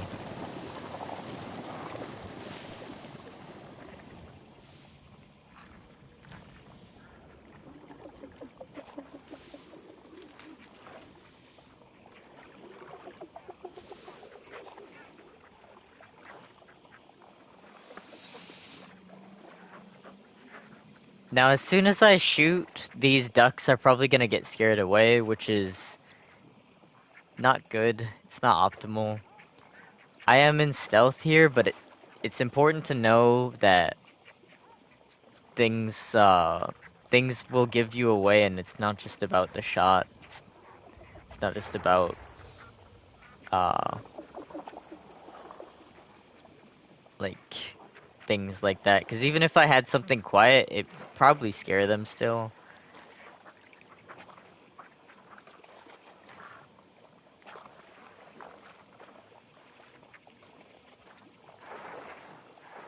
Ooh, I see that guy.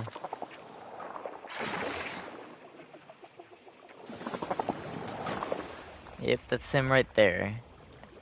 Ooh, he went back to the right.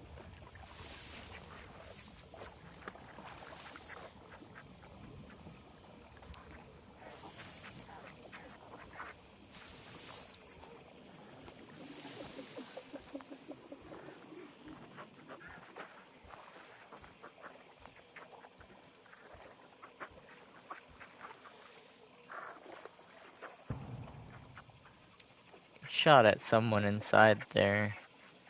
I'm trying to see if I can spot him on the roof again, though.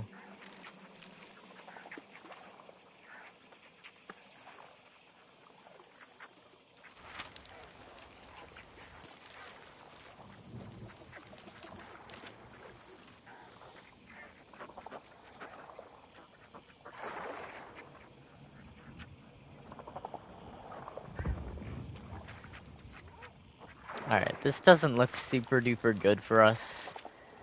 Just a little bit problematic.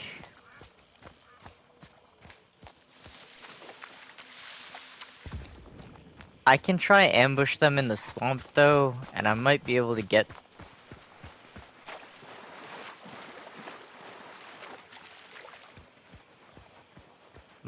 somewhere with it. The problem is... don't lose him. Don't lose him, don't take risks. 10 minutes away, I'm feeling sleepy, but I can like wait for another game, but... Okay, so I'm not gonna do anything too crazy, but I am gonna try and ambush them, I think, in the swamp here.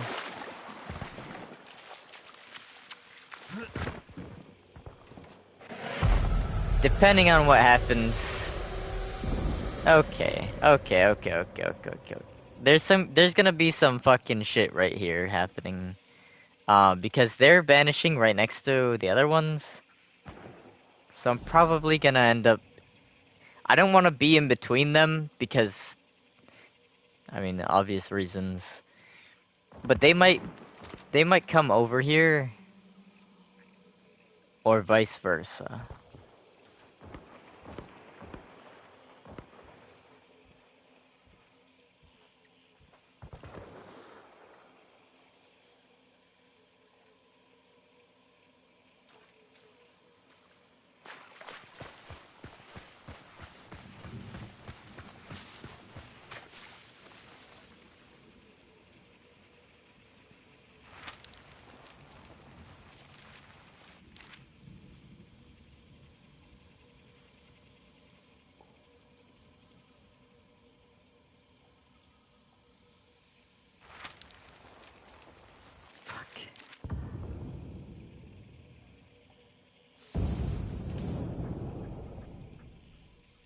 I don't really like these situations because it's very hit or miss if they both end up going towards you at the same time. You can't really escape.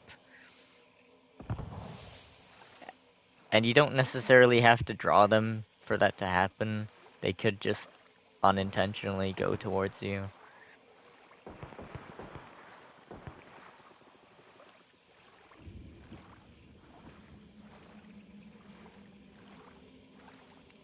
Oh, that's the guy.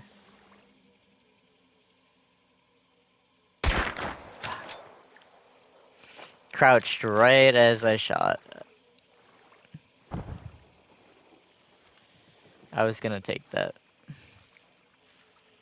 One of them is one of them from the previous game, and then he took up a bounty.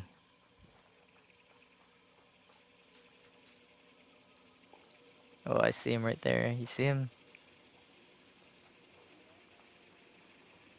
He's running around. He thinks I'm not gonna get him.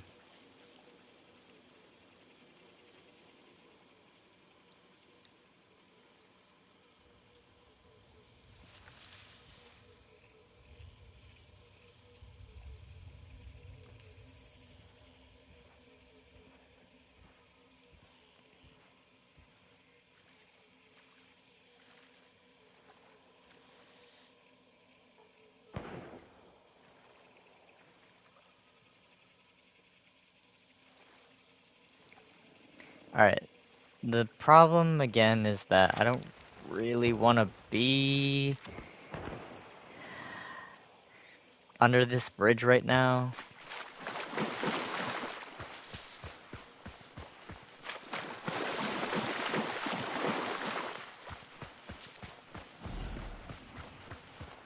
Because that puts me in range of their shit.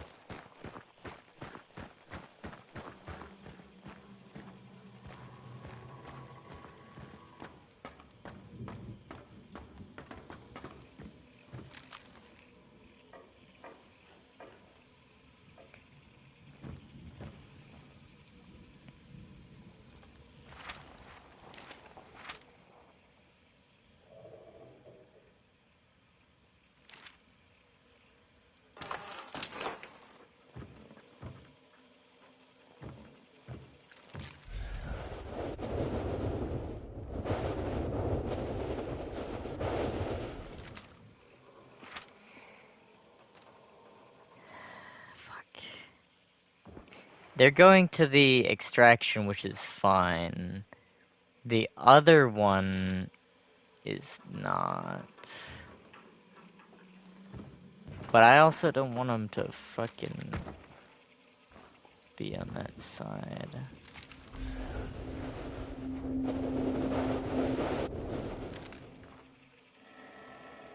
I wish there was a window facing that way. That's what I was anticipating.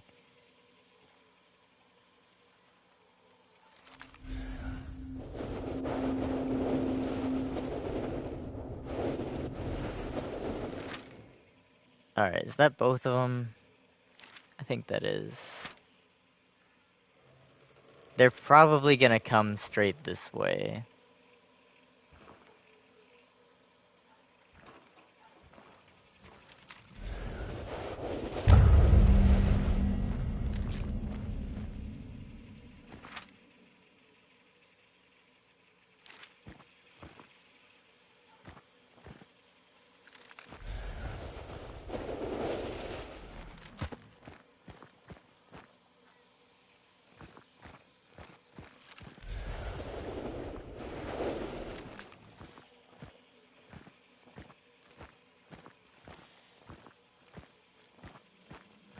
Hold on. This is no longer a good position because one of them is probably close enough to see.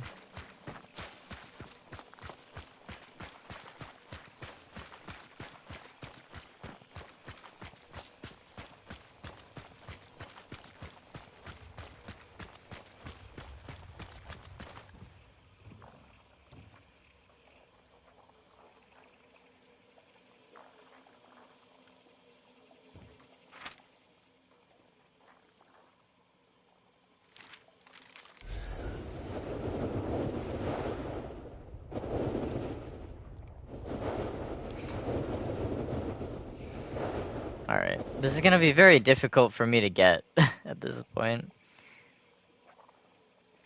Unfortunately.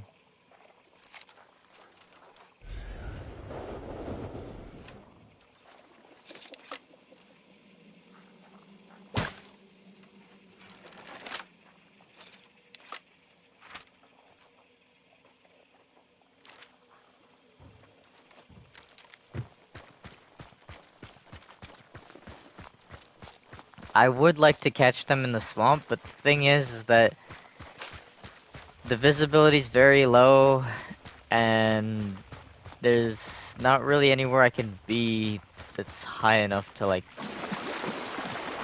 see into the swamp other than maybe like this bridge.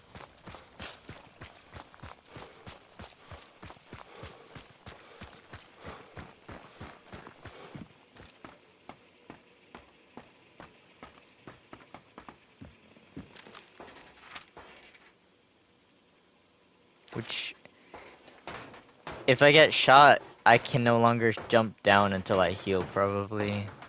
It's the falling damage. They're both over there, though.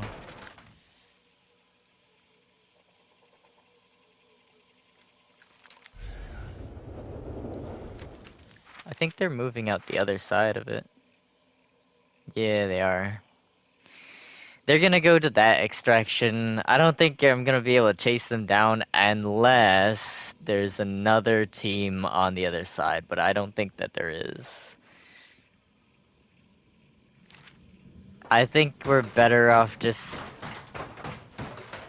extracting at this point. I know we got close to some people, but there's not really a whole lot we could do in the situation. They banished the first one quite fast, and it's if they would if the boss did not spawn at the Fort Karmic, if it spawned at a better location where it's not like bricked up, you know, like it's not what bricked up means, but like literally bricked up. Um, if it was just surrounded by like some wood fence where you could like see through the gaps and shit, then I would easily be able to like kill them and not worry. But the problem is just that it's like very difficult for one single person to either get in there or get out. Um,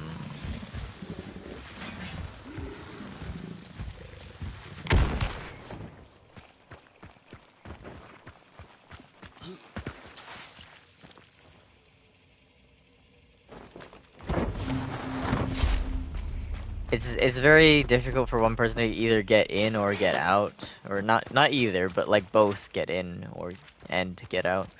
Um, so that puts you in a very tough spot if you try to do that. And if the fog wasn't here, then I would have been able to actually shoot someone from out there, which does give you the opportunity to get in. But because of the pairing between the fog, if two people brought shotguns in here and I try enter, I'm probably gonna die. Like for sure. Like very likely that I'm gonna die. I have like a medium to long range kind of setup here. Maybe not medium to long, but I have like a medium range setup, and everything inside that fort is gonna be close range.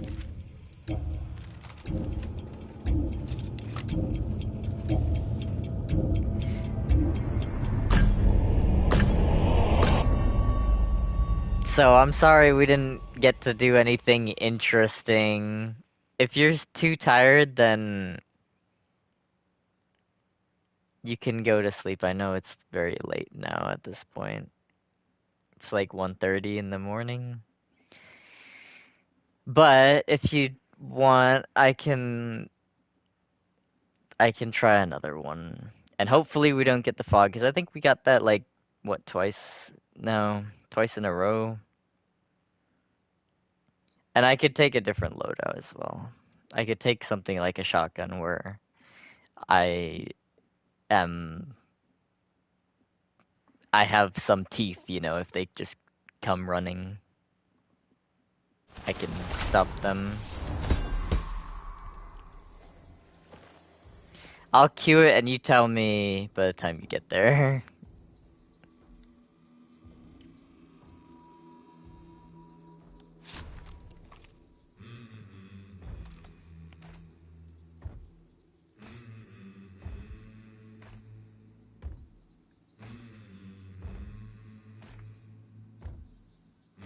This one might be alright, actually. Maybe. I don't know. I kinda want just the shotgun. Hold on. You remember this shotgun from Resident Evil 4. It's not called Winfield, that's a made-up brand. It's for legal reasons, like copyright things, but also other corrupt reasons as well. I'll talk to you about the corrupt reasons another time, but it's called the Winchester 1887.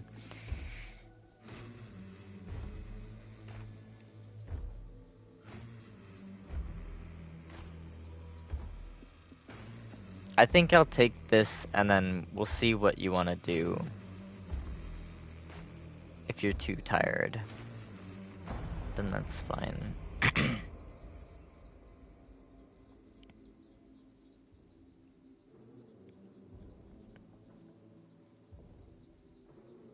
Actually, I don't know if I want to take that one though. It's not very strong. It's not very strong.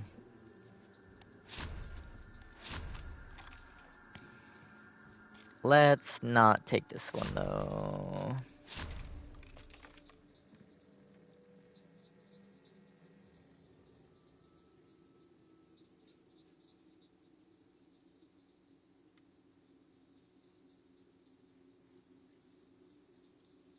Let's not take this one too.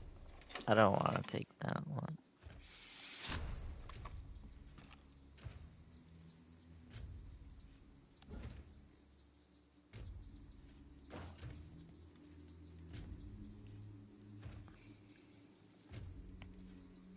Let's take a nice shotgun.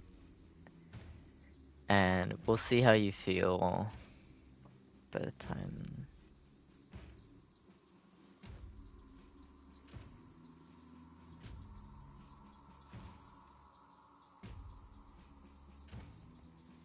Thinking this one. How much does the double barrel cost? 150.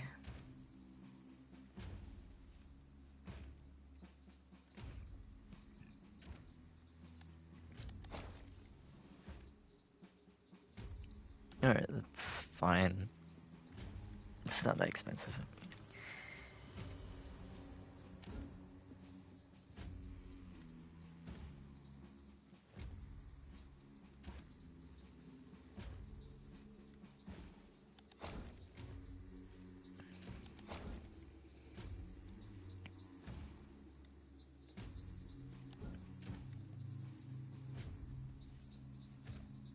Is this what we've fucking...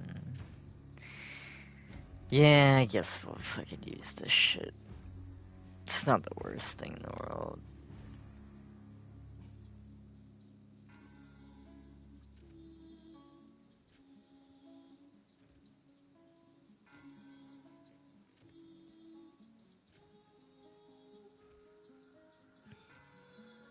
Alright, we'll do this, and then...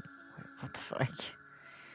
I have these traits though, bruh.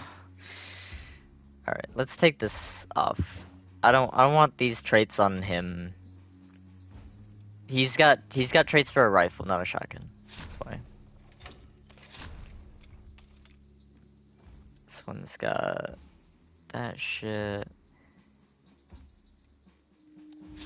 We'll find one here quick. This one's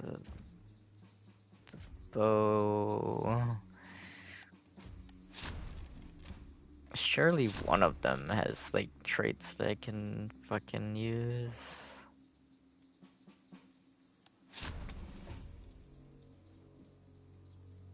That's the one we looked at. Maybe this one does have the right traits we want.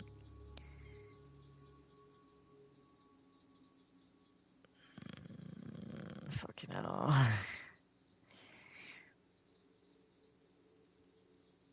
Oh, brother. This is a good character. Actually, you know what we're gonna do? We're gonna retire him because I forgot you could do that. And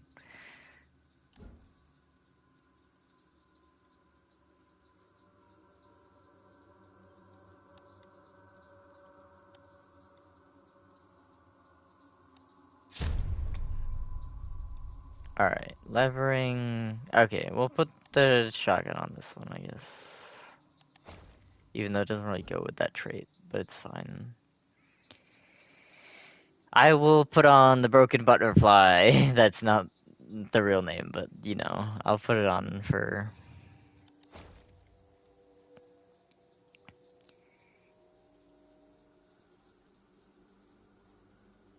Maybe actually not that one specifically though. I'll put on that one instead. And then what else do we want?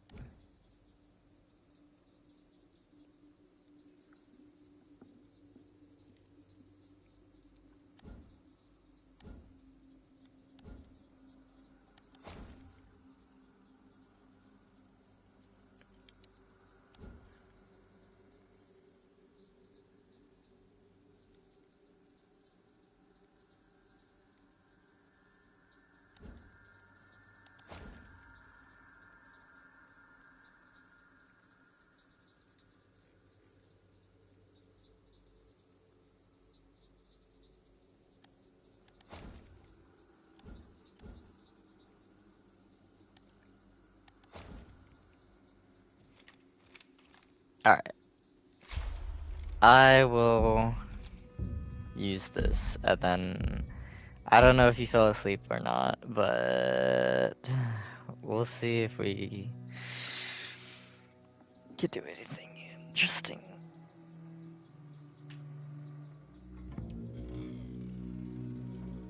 I would be more aggressive if I played this a lot lately, but you can see how I'm like being shaky with my aim and shit. Like I missed a couple of I missed the horse and I missed the fucking hive a couple times. I shot the zombie in the arm because he turned. That was stupid though. But he was like already facing to the side, sort of.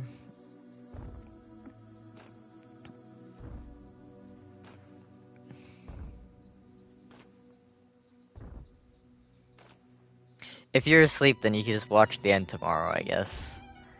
If you're not asleep and you are too tired, then I can just extract. And if you are not asleep and not tired, then we can just try one more.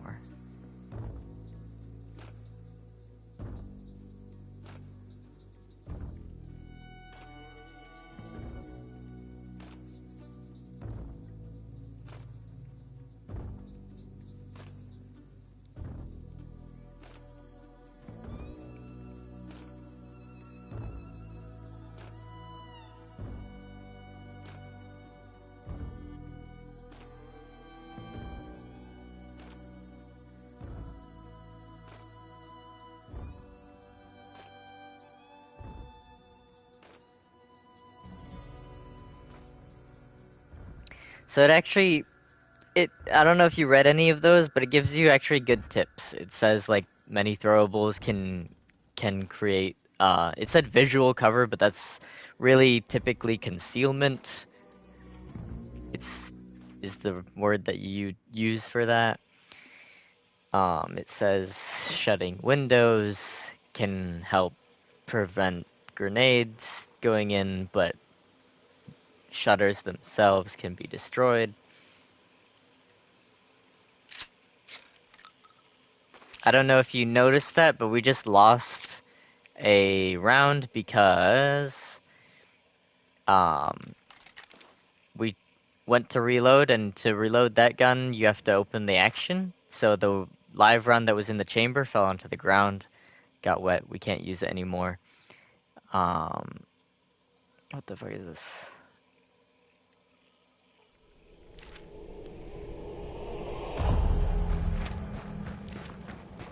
Alright, surely you heard that.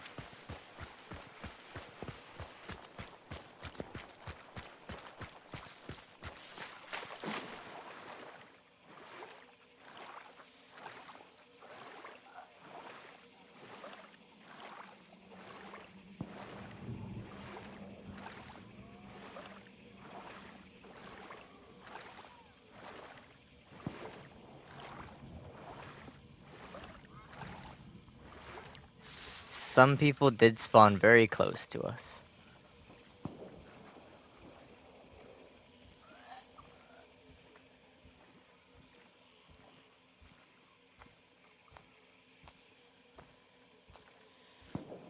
And I'm sure you also noticed that we got fog again. We got fog 3 times in a row, which is kind of annoying. But I brought a shotgun this time, so it's not a huge deal.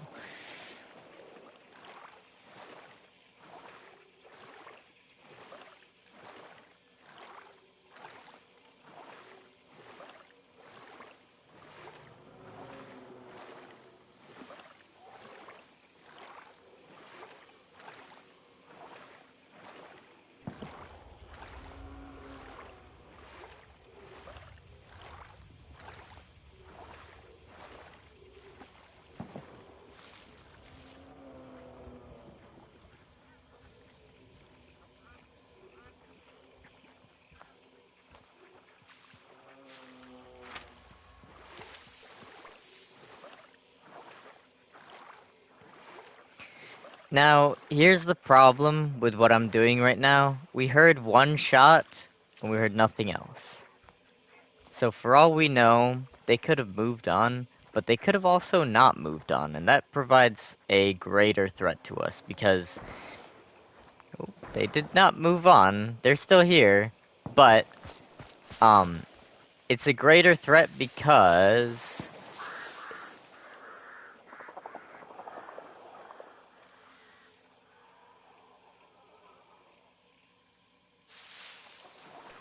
it's a greater threat because if if you just run that way assuming that they've left,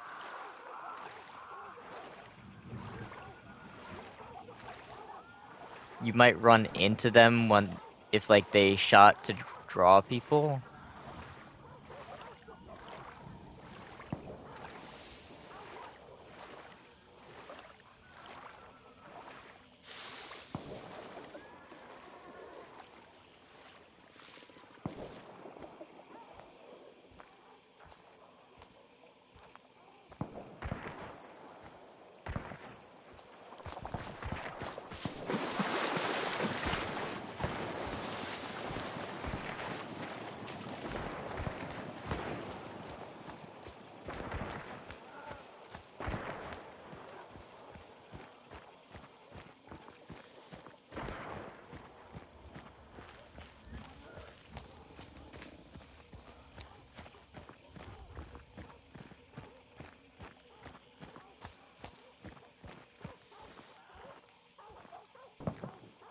I see that guy. One's dead ahead right there. His teammate though, where's his teammate? Oh, that's his teammate right there. I killed that guy. Did you see that? Headshot. Now his teammate's on the right there. Oh, there he goes.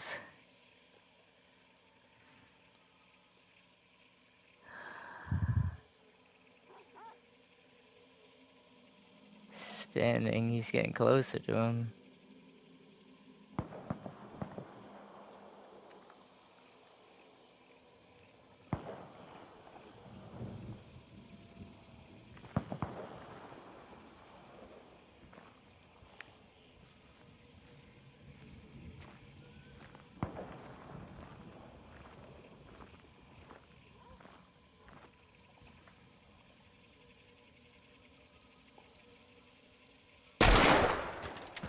I'm gonna go over there.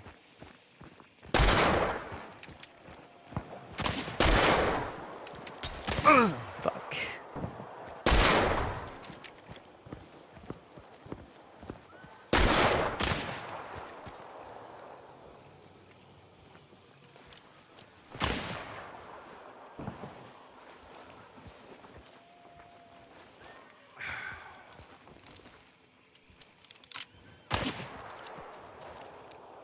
The goal here is to not die from this guy. Fuck my shaking hands.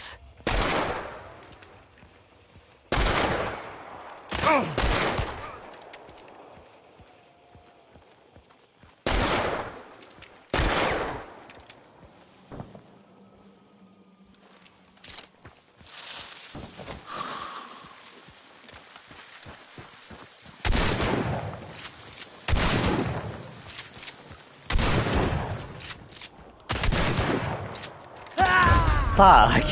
Okay, we died. I shot him a lot, but it was too far away.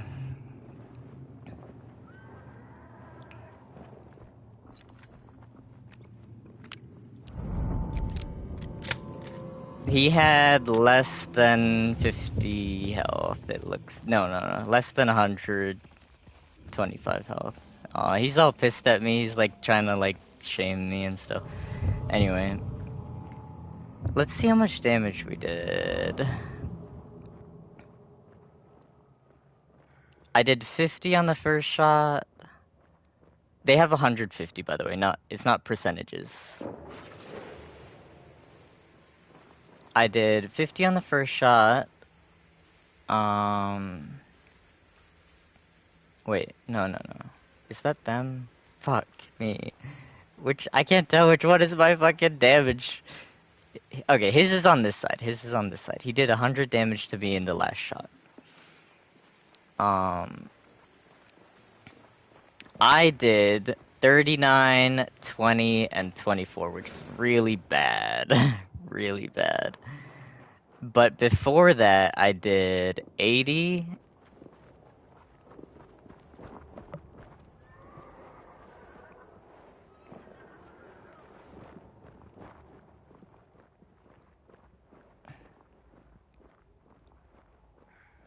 You're cute. Before that, I did 80, and then I did that stuff. So if I did 80, and I ran over there immediately.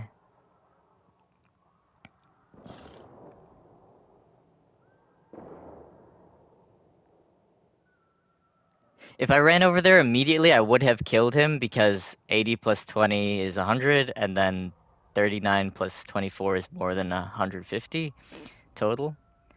But he regenerated some by the time I did because I took too long. So that's fine.